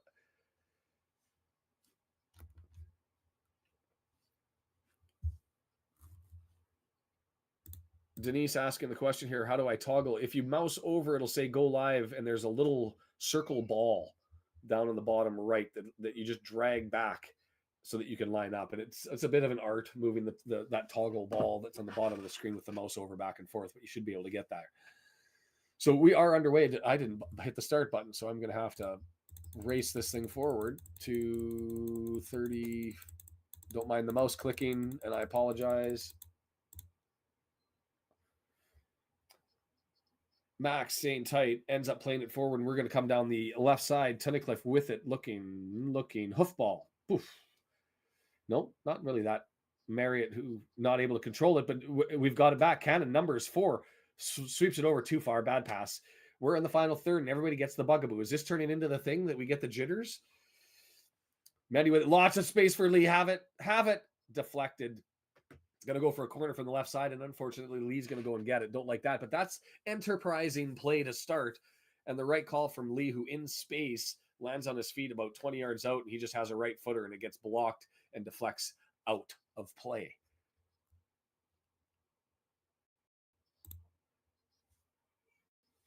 It's really bad when you're allergic to the opposing side's goal. Short cornered, so nothing there. When Mendy has it over on the left side, brings it over to Lee. See, now we're taking short corners through Lee. Like, why? Anyway, Lee with it, pushes it forward towards the middle of the pitch, and it's drawn back to EOC, who brings it back to the left. McLean from the left, service.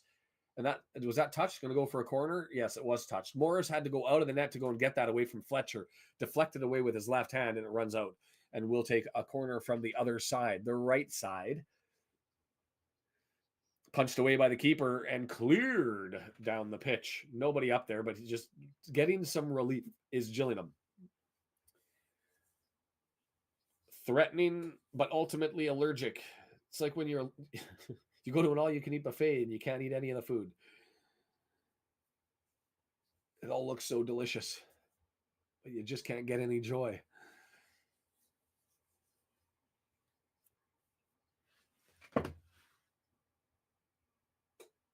Somebody eat. With it, center backs, midfield stripe, drawing it back. Okonkwo with it, and we're going to push forward.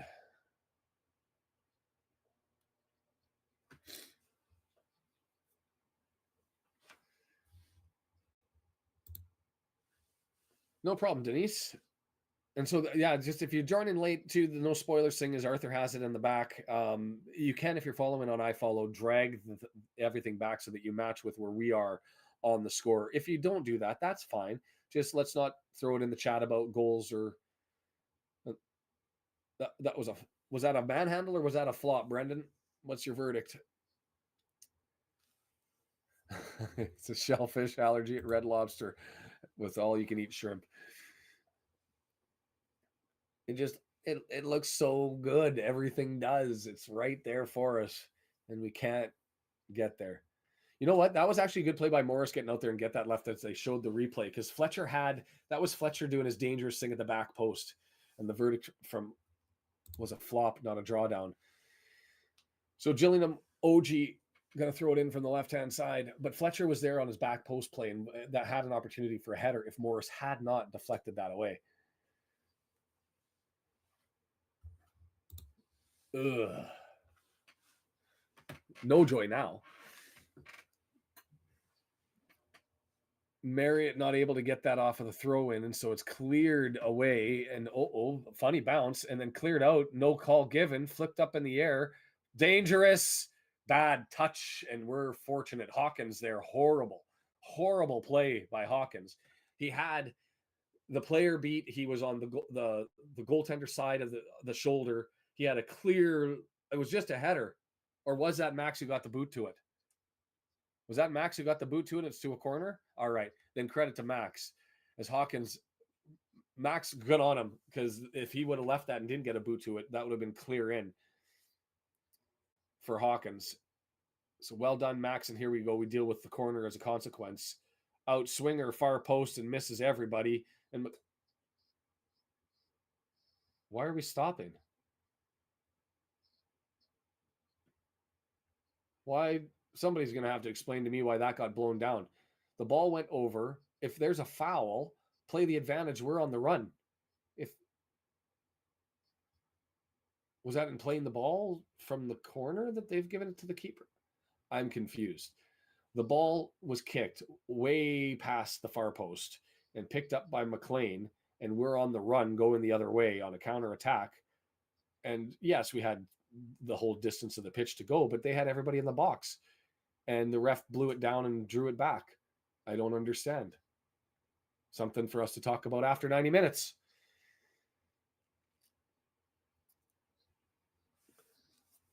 After 90 minutes, that's where we shut things down. We're going to join Matt Davis from the Racecourse Ramble, Carl from the Welsh Beast, Baz from Dazzle Publishing. I expect Josh from the Local Pundit. A whole bunch of people are going to be joining. But you can too, and you can join us to chat after that. There's a link that's in the description. We'll figure out how to get there, and that's where we're at. Andrew, I'm confused. I don't know what the ref did there. Nobody else has some insight for me.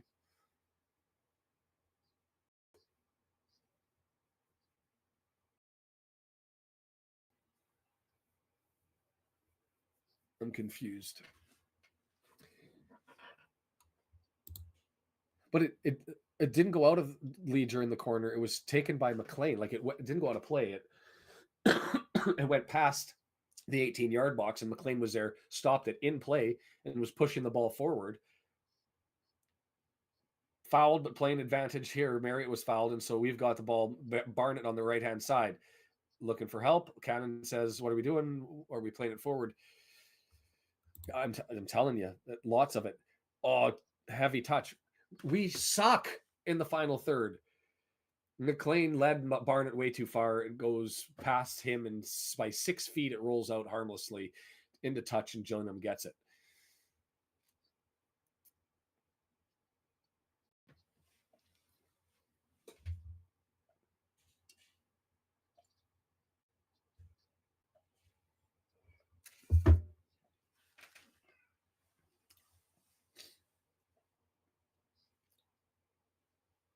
Throw in, fight between a couple bodies. It's hoofed down the field, and it's cleared forward.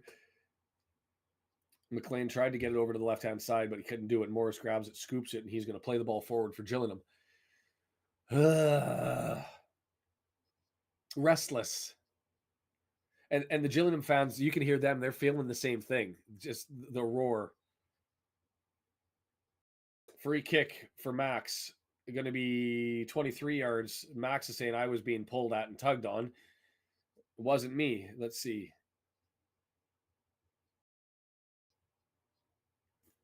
That was both of them with the grab, and that definitely was a flop there by the player.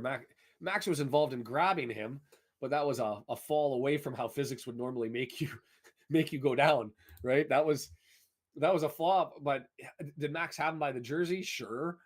Was he holding him up? Sure. But if you're holding him up, how he ended up going the opposite way shows you that the hold wasn't that significant.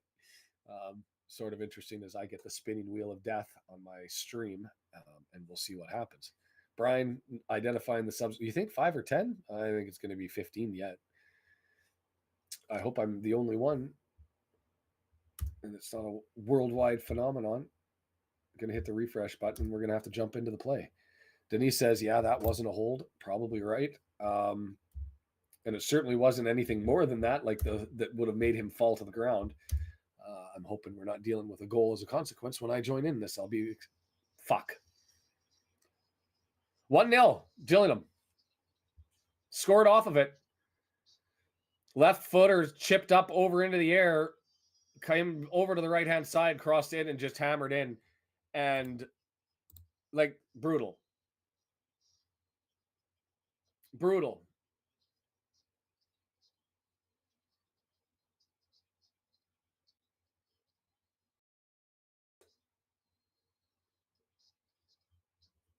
Well, when you play and you can't finish, this is what happens: is you put yourself in danger territory. It happened against Bradford. We're doing the replay against Gillingham. Can we say we're the better team? I don't know. We look better in the back 2/3, but they've been slightly better in the final third. But Mullen off the bench to redeem. This would be awesome if you hadn't.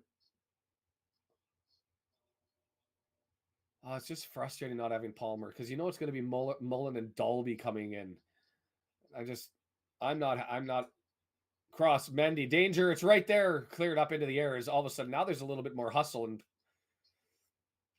cleared off a Lee, and it's going to go off out.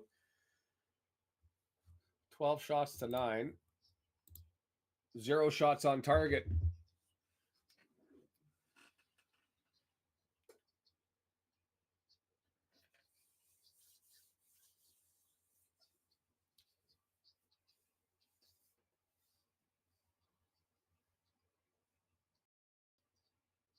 So let's replay that on the hold. It'll be interesting to watch that on the replay if you get the opportunity, or if you watch it live. Both players with equal grab of the jersey. And then unsuspectedly, the forward just falls to the right as he goes. Max is sitting there kind of holding his arm, and he hits the ground. It wasn't a foul. And the consequences off of the set piece, but you knew that was going to happen. You knew that you had to put the pressure on, because this referee gives lots of cards out, and he hasn't today, and lots of fouls. He buys into to what you're selling, and Gillingham sold at the right opportunity there. You can't win if you don't get a shot on goal, Stephen, either, and that's the issue. Is Mendy puts it forward, and we've got the jitters. The yips. Mendy just cleared that over 5-6 yards over the net. It's just one of those frustrating ones where we look so good everywhere else. and just can't.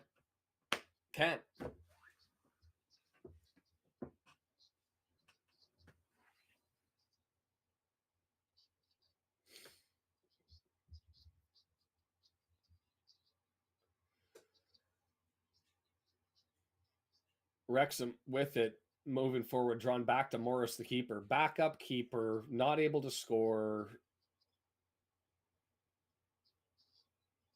We've played well everywhere except Marriott trying to be a buzzsaw in the front. They end up just drawing it back to the center back. Lots of time left. 58th minute. If John would say be positive, everybody's a negative Nancy. You know what? I would be all for that, Andrew. Gillingham hasn't really been that threatening in open play. And so why not put 3 up front? Put 3 up front.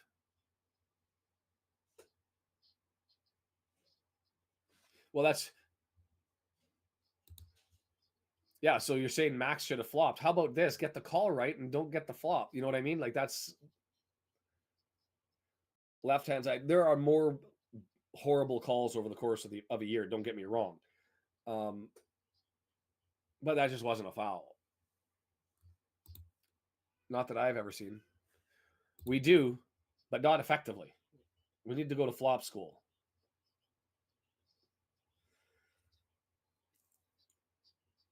Gillingham with it, right-hand side, moving forward, charging on Mendy, and it's going to go for a corner. That was well done by Hutton, trying to get past Mendy, and Mendy denying him, and they're going to get, is that a corner or a throw? Not certain. It was close to the flag. But I would go 3 up front, and I would leave Marriott. I mean, you've got to go with Dalby. You got to bring somebody in for the fresh legs as Mendy goes down. You got a cramp.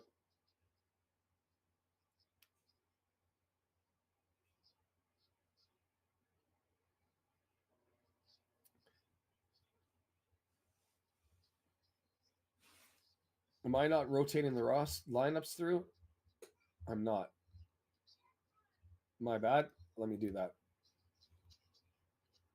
So we've got players up warming up. Mendy getting a bit of a stretch on there. Going to be a long throw in Hutton from the right-hand side.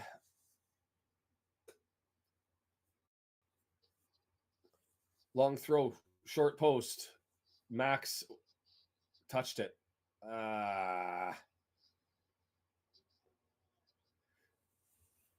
So was it hit him? Somebody took a swipe at it. I thought, yeah, no, that was Max deflected it out.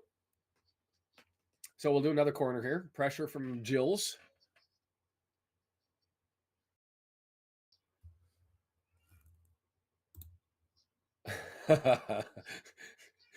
David getting creative. Somebody got to find the back of the net.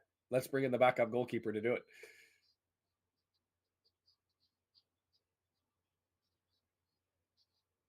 So we're going to take some time out with pushing and shoving, and everybody's having a talk, and the ref doing the aw shucks.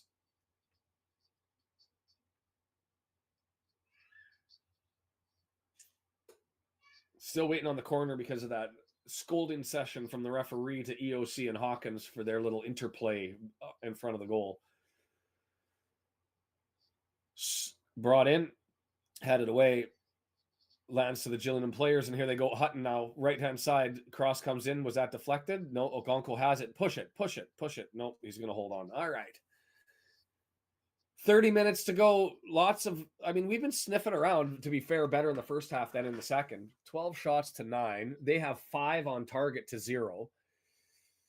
We've looked so good everywhere, but I'm a broken record, and I recognize it. Lee, left-hand side. Tunnicliffe moving forward on the left. Is he going to give it to him? No, he bangs it off of the Gills player, but it goes to Tunney, and he saves it and gets it back to Lee. Switch has to be on. Lee just falls down and gives it away. Just falls. I don't know what that was all about, and here they come the other way. Gills, and it's going to be a shoulder check, and it's going to go out, and we're going to get the throw, as they say it bounced off. I think that I was fortunate. Nadasan, I'm going to have to look at that. I think that was off EOC, but I will take it. We're going to get the throw. Don't know what's up with Lee's cleats or what that was, but he tripped himself up and they countered, but fortunately we got away with it as we come down the right-hand side. Great, we're through the floor. Everybody looks good until we go midfield to the front. How do we get this in? How do we get this in? Barnett, right-hand side, beats his man. Cross, far post. Fletcher's there. Header, knocks it back, and it's cleared by. I don't know what Fletcher could have done with that ball other than put it back into play. He was a little bit too far past the far post to be able to draw back in. And so he's just got to put it forward. So he tries, or put it backwards, and he tries to get played on, and no success there. It's thrown in. Fletcher controls it, held up, left-hand side. Mendy, Tunnicliffe. Dances, falls down. Mendy saves it, but he's tag teamed, and Gillingham's going to get it. They're going to spin, and they draw it back. Nothing. Ball is cleared.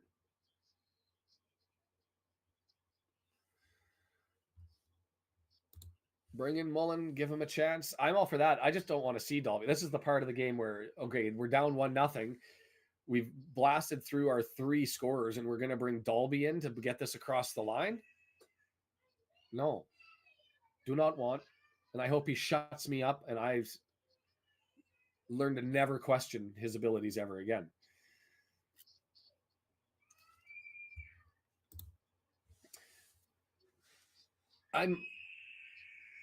Ooh, that's a lot of rage going on, if you can hear that.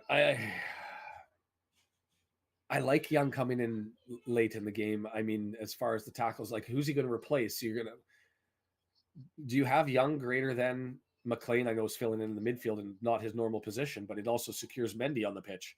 So I'm a coin flip on that. I'm a coin flip on that one. 65th minute, you think that subs could be coming. I see somebody with an orange jersey who's been warming up, making their way over towards Parky. Ogie went down. They said no foul, but Morris collects, and so away they're looking to play. Indeed, plenty of time, but we've also gone 65 minutes without a shot on target.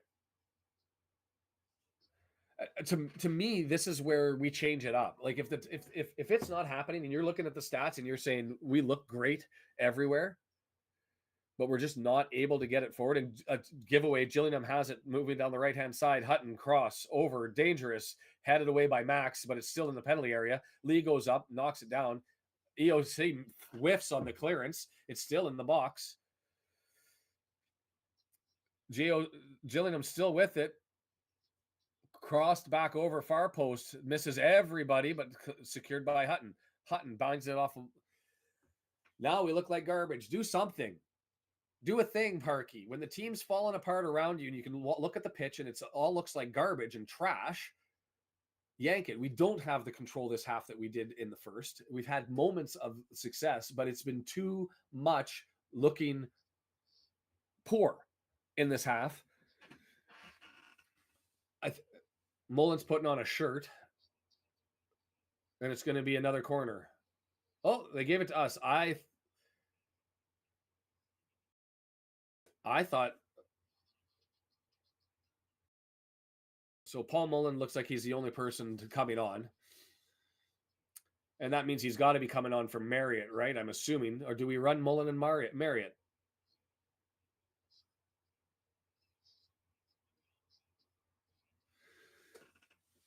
We need to change it up. Okonkwo with it.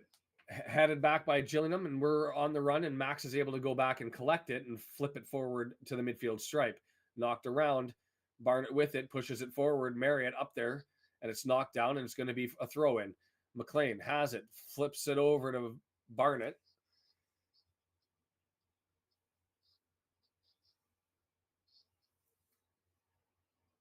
Barnett, throw in, right-hand side. Fletcher not able to get his head on it, and Gillingham just clears.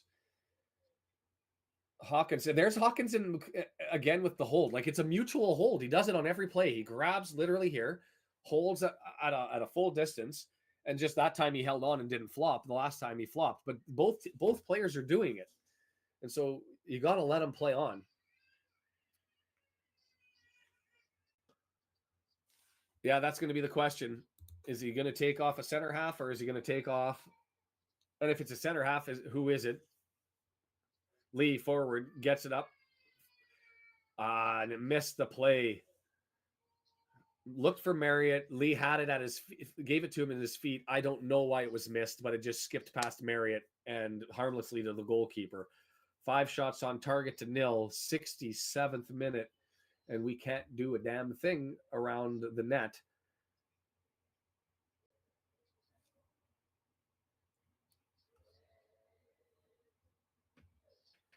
Drawn back by the center back. Hey, lots of time, and we've looked good at especially the first half and on brief moments in the second, pushing forward through the floor. It's there for us. We can do it. The problem is as soon as we get to within 25 yards of the goal, another foul. That's a foul, and that could be a yellow. Yeah, Lee gets a yellow there on a clip of the heels. And to be fair, this referee throws out a lot of cards. That's the first yellow card of the match, but he does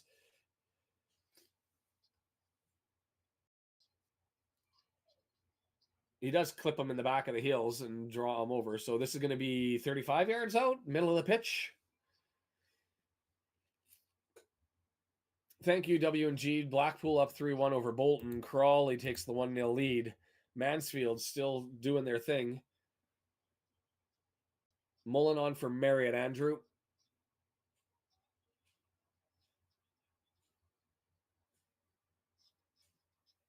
And I think that means when Dalby comes on, it'll have to be for Fletcher, because you're not leaving Fletcher out for a full 90 plus, are you?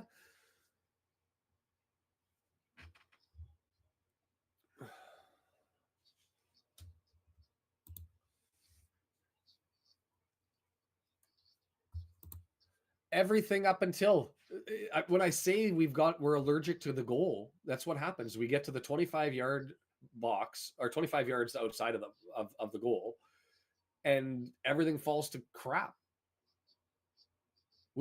I've liked how we've looked everywhere else. Less so in the second half, as Ogonkwo comes out and saved that one. 70th minute coming up.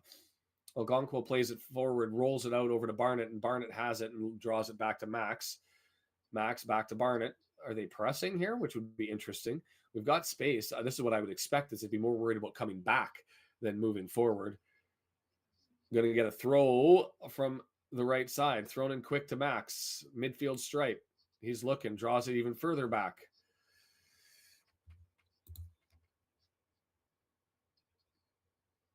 Andrew echoing the thoughts of many.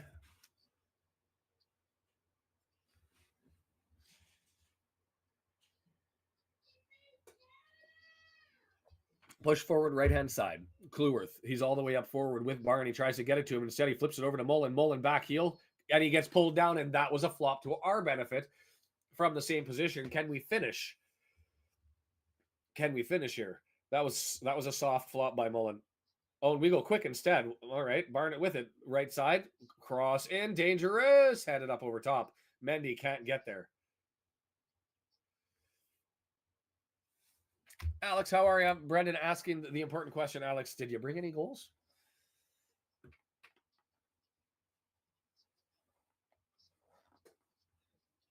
So Barnett dances and gets it over. Cross with the left foot, and Mendy's there, but he's just under the ball too much, and I couldn't get his head. That would have been an impressive play to go backwards and be able to get the ball down. So he just heads it forward, and it goes up over top.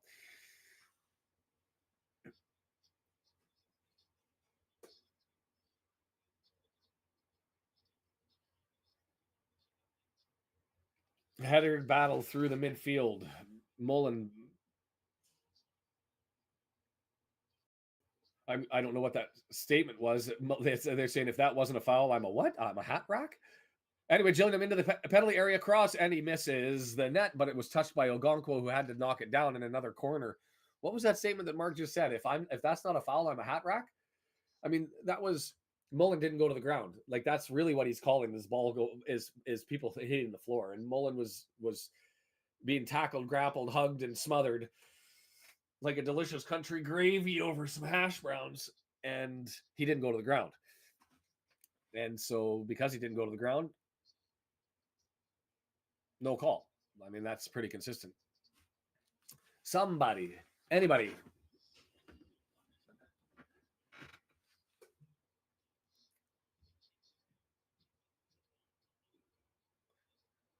Did they bang that off of us? Well done on skipping over top of that by Barnett as they tried to bang it off of him for the throw in, and he was 1 foot hopped, scotched over top of the ball. And now the center backs, as a consequence, have that's a foul. Nothing given. How does his shirt get up over to the sides of his neck? Holy, Lee into the penalty area, 18-yard box, left-hand side, flipped over to the area and goes too far, missed on the header, and so Cannon now with it, left-hand side, gets it over to Lee again. What's he going to do? Right-footed cross. Morris knocks it down, pour it again, and it's in, on the line. It's got to be in. No, it's not. It was there. It was past the keeper. It was bouncing around. Two impressive saves by the old guy. I wouldn't say that they were amazing. I want to see how close it is. I thought that was going in. Fletcher does the overhead kick, and he flails on it. It goes over his head, and it just kind of off the head, off the arm, and falls right behind the keeper, and nobody else can get there as it's sitting on the line. Boink, boink. Morris, wow. Corner in, left side. Like, does that not define exactly how this game has been? That defines the game. We get the shot. It's a great shot. It's stopped. Rebound falls to Fletcher, who does a volley up head high. Head arm goes through and then just falls down on the line, and Morris is able to collect it. Mullen, weak shot from about 22, and that's collected by Morris. But we have 2 shots on target.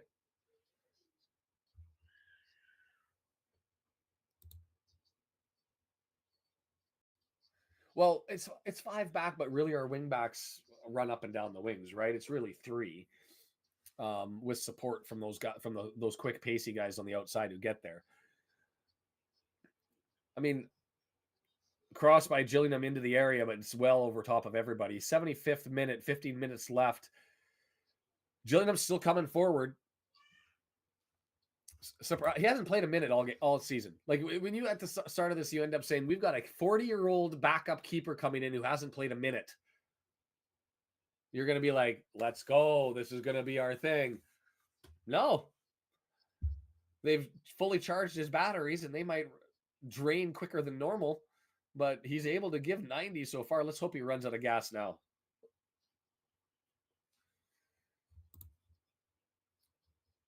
It has to be 2 shots on target. Lee with the first one, and then Fletcher with the second, right?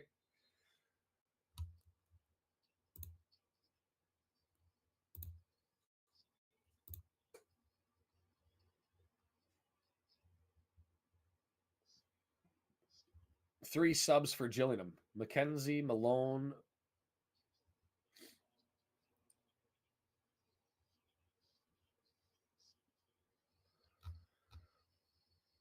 Mansfield 3-1 up.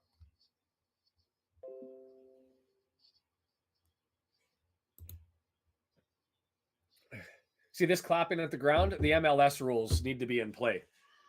You have 10 seconds to get off the pitch on a sub, and if you don't, the guy has to sit there for 2 minutes. 2 minutes.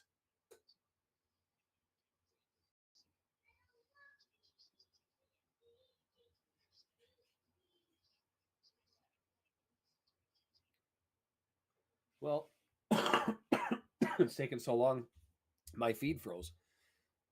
So we'll hit the refresh button on this one while we're waiting. Fortunately, I'm not going to miss anything because it's just taking so long.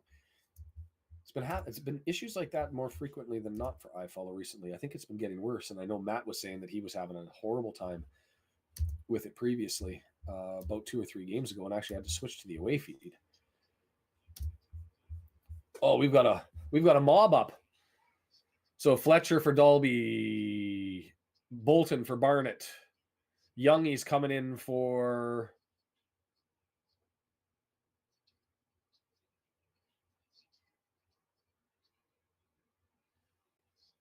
this is wholesale changes. I think we've got 5 guys coming in on the subs.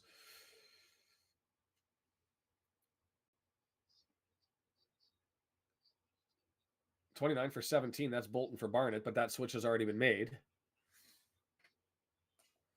McLean giving Youngie the armband. Dalby comes in for Fletcher, and Davis comes in for Mendy. Interesting.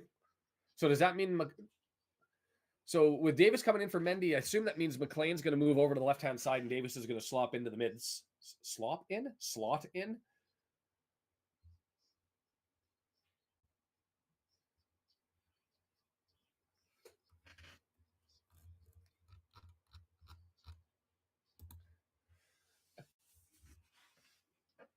Ugh.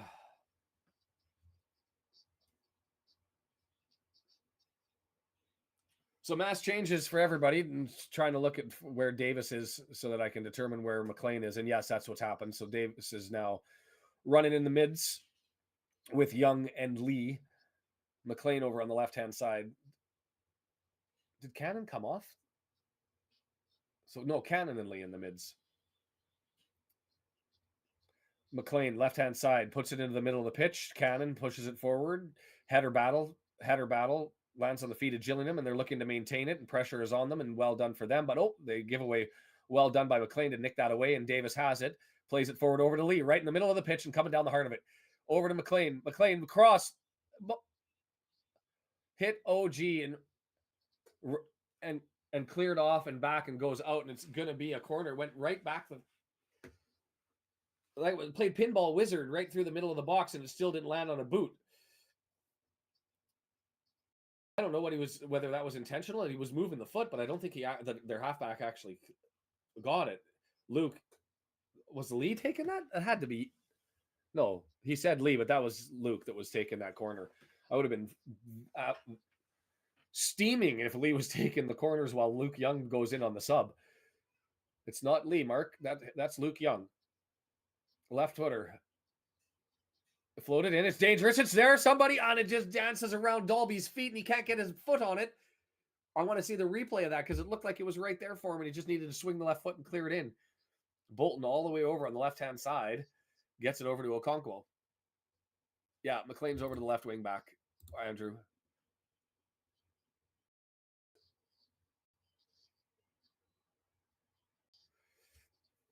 Okonkwo serves it far corner and just there's his one for the game. His straight clearance out of the area, out of the pitch.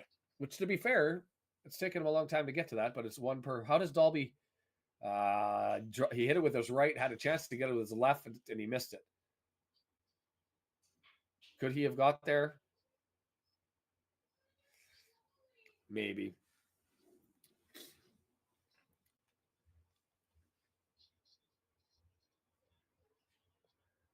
Well done by Dalby to force that one not to go out of play. And so Gillingham able to get it and just clear it. Now they've got the two players forward. They miss each other. Well done there by whoever number 12 is. That's the sub, isn't it? Bolton just cleared out. Card coming. Yellow. There were people screaming off, off, off. I just saw the player rolling around on the side of the pitch.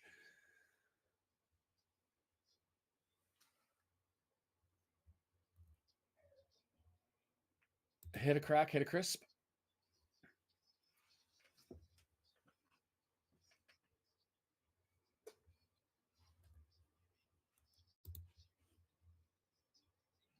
So we're delaying here.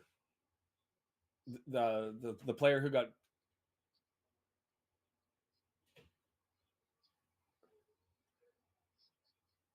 yeah, that was a yellow card. Bolton just went in there and caught him on the ankles.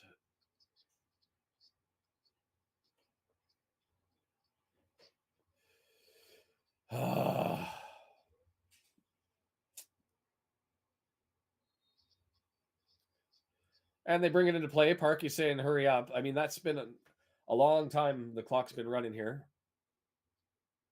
We're running out of it now.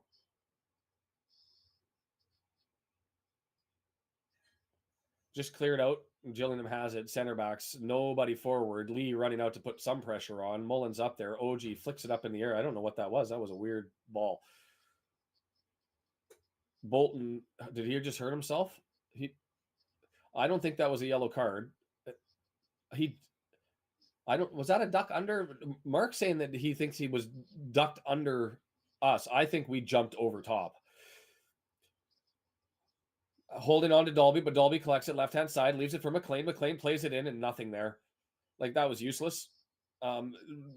He didn't make it within 15 feet of any Wrexham player there with that entry into the box, and McLean just easily had it away. He either had to push it far or he had to hold up and get it back to allow Dalby to spin after holding it up.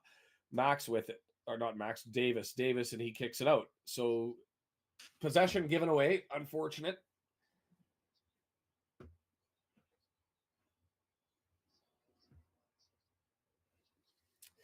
They're saying there seems to be a renewed energy, and I'm not seeing it. What I'm hearing as far as renewed energy, maybe they're.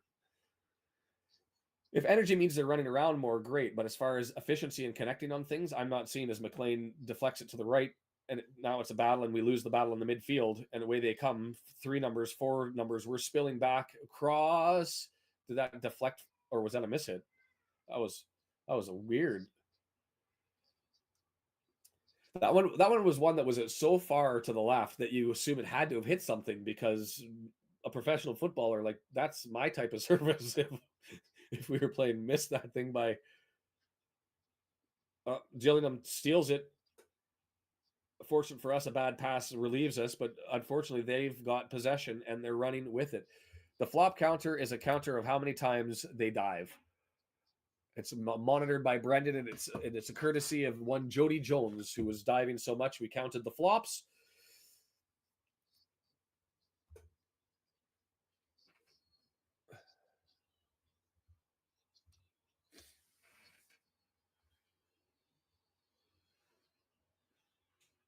Throw in, Max with it. Oof. Cannon took a spill there on that battle for the header. Nothing given, probably the right call. No foul given on Mullen, who had another player flop. See, they're starting to flop all over the place looking for the calls.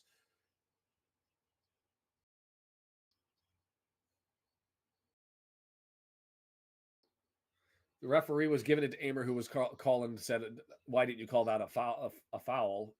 And the referee giving it back to him, saying, "You played at it." He just flopped. Throw in for Gillingham, taking their time. 84th minute, 20 seconds off the clock while we waited. And this is the part where when you're not getting, like, you're getting lots of touches, you're able to build it and dancing with it. And McLean almost gave it away, and instead it has to be a clearance. Are we able to gain control of it? It's sitting on the. We just can't. See, the problem is now, since the subs have come in, is we're not even controlling the midfield anymore. We're not controlling the back line. It's all of the touch that we had in the first half and sporadically in the second is now entirely gone. There's nothing happening. Gillingham with 20 seconds during the throw in. OG taking his time. Thrown in. I'd stop with this decent performance stuff. The first half was a decent performance and we couldn't finish. The second half has been garbage.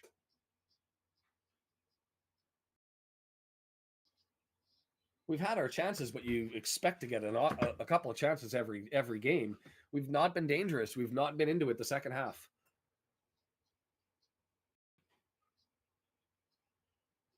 Cannon with it, able to get it. Arthur pushed it forward. It played back, and now we've got it. Luke Young with it, right-hand side. Bolton dancing, takes on 2 men, and it goes for a corner. Luke Young from the right-hand side, serving it up, bodies forward. Let's get into it. Sarah enjoying the Blackpool beatdown of Bolton. Come on, Youngie, serve it up there. Right footer, through the boot, had it away relatively easily, and Lee tries to have a crack from the edge of the area, and it flies out. And so 86 minute, probably take them 45 seconds to get this back into play.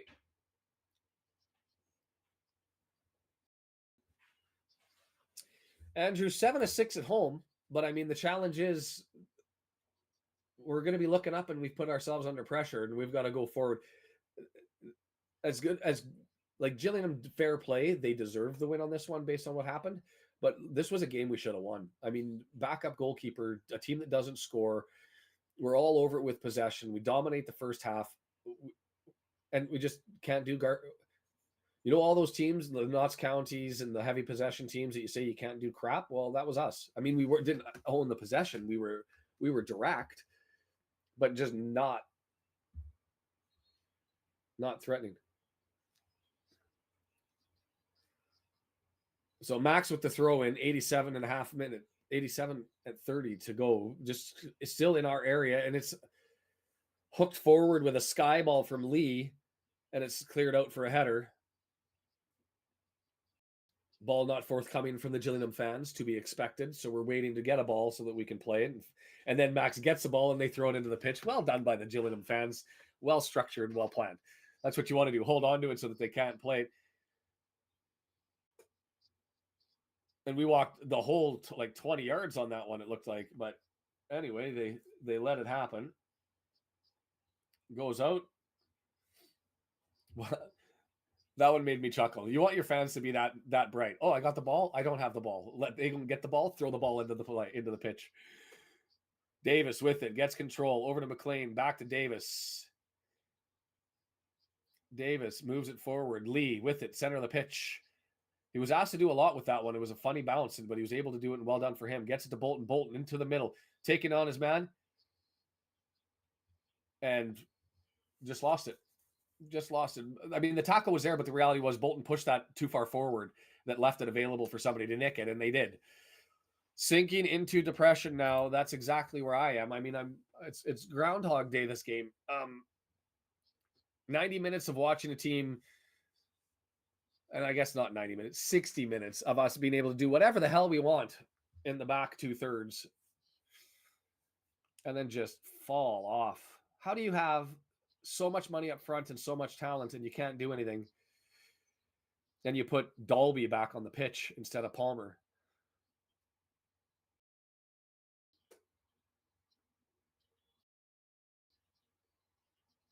Gillingham with possession. They've got it. McLean trying to get it, and he knocks it out, and we've got the throw in. I would have thrown it into his arms. Look to get the yellow.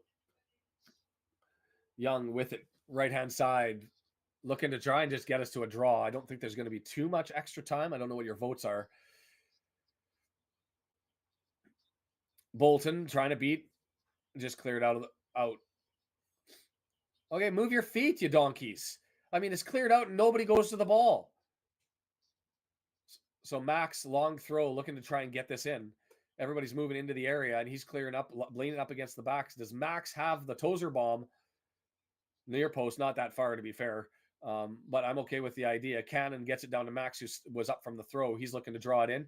Good ball. Yep. O'Connell, he back heel into the box, played forward, and goes out for a corner. 5 minutes of added time.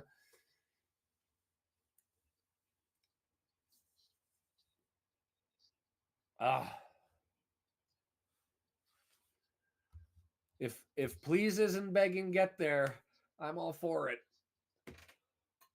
Right-footed outswinger from the corner. It's there. It's headed down. Davis got his head on it, but it was blocked. Lee able to get it edge of the area, drawn down, pulled down. No, not pulled down, but he goes down. McLean with it, and it's held up by Masterson, who draws it back, and OG just thumps it down the pitch. And how does he get on the opposite side of us? Bolton recovers. Good thing it was Bolton with the pace who goes back there. And Bolton, well done, Bolton, although I don't know how you let, I mean, I guess you're not a center back. You're there filling in on the corner, and Bolton got beat as last man back, and then put his head down and went screaming back to get there. But only 5 minutes. We've wasted a minute. Davis pushing forward. A little bit of urgency. Not all of them, and Davis gives the ball away. Brutal. Goes to lay it off to Lee and just doesn't put any weight on it, and so it's stepped up, and they grab the ball and go the other way. Max gets the throw. Well done by Max.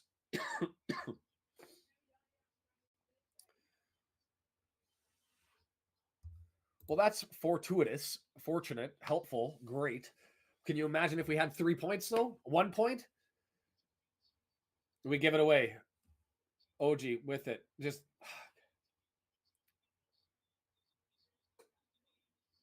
played forward, and Max is there to be able to rescue it and get it back to Ogonkwo. And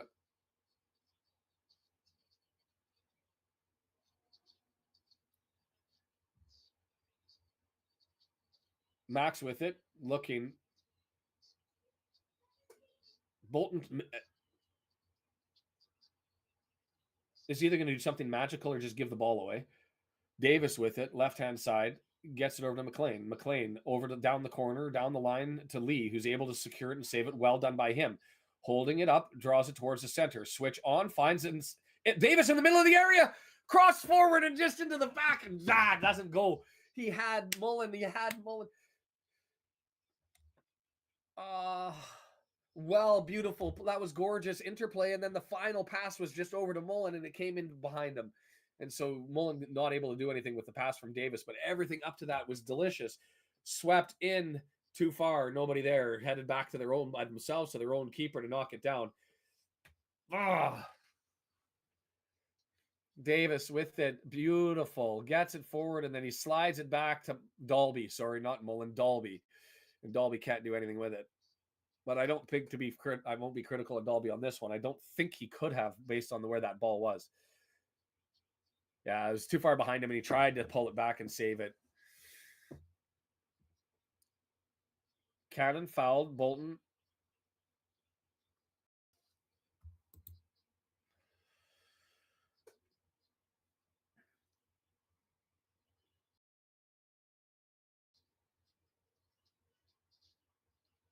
I don't know. I think that we're fine. That's got to be a foul. He's pulled to the ground. Dalby was pushing off of the defender a little bit, ends up going to the right. Ball passes right in front of him, so you anticipate that he would have got there. Oh, I'd like to see that rewound back. Maybe not, but I'd like to see that rewound before the fall because it was really just the flop, and I don't know how much contact was there. Final minute, do we get to save this and at least get a point out of it? Max with it.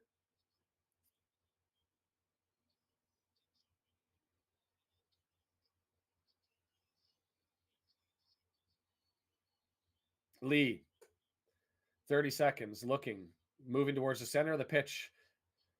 Still well out. O'Connell with it, pushes it forward into the feet of a Gillingham defender, and it's knocked out.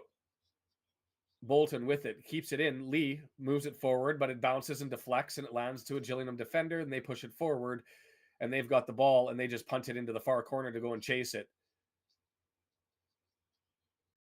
That's it. Over. 1-0. We lose. Garbage performance. First half, amazing. Delicious. Lots of opportunity. Everything was there, and we looked really, really good. Just no shots on goal. Can't score with no shots on goal. Allergic to the goal in the back third, in the final third. This one, shots, because I haven't even looked at it, 14 for us, 14 for them. On target 5-3, possession 57-33. We were ahead in passing, ahead in corners, ahead in fouls.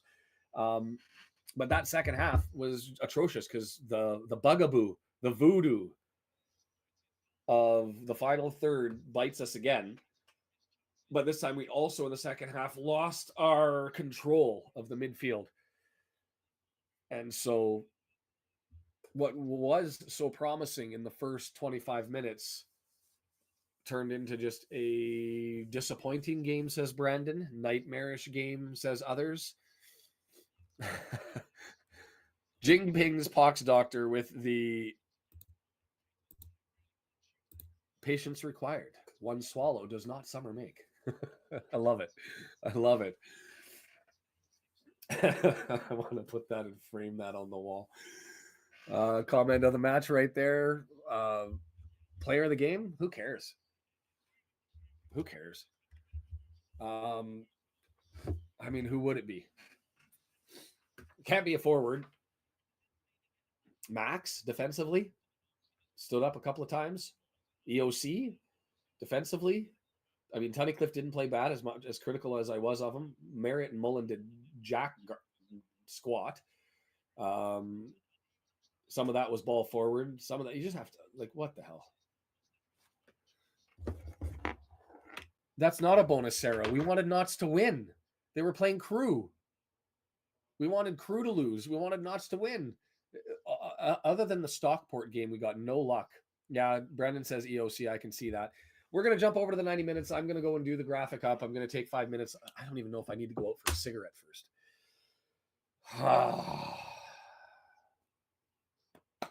I might do it. I'm going to be 10 minutes on the... No, I'm not. I'm going to just slide over. Get into it. Talk about it.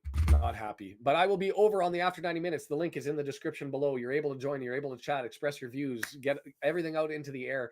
I want more people to join us there. It's going to be streamed through Racecourse Ramble and the Aussies, and everybody's got it. Local pundits got it on their stream. So we'll dive over there. We'll join it. I'm going to shut this one down. A 1-0 loss to the Gillingham Gills. They didn't deserve it, but so what? That's football. We certainly did deserve better. Have a good one. We'll see you Tuesday for another away game against the Forest Green Rovers. Yeehaw. Have a good one.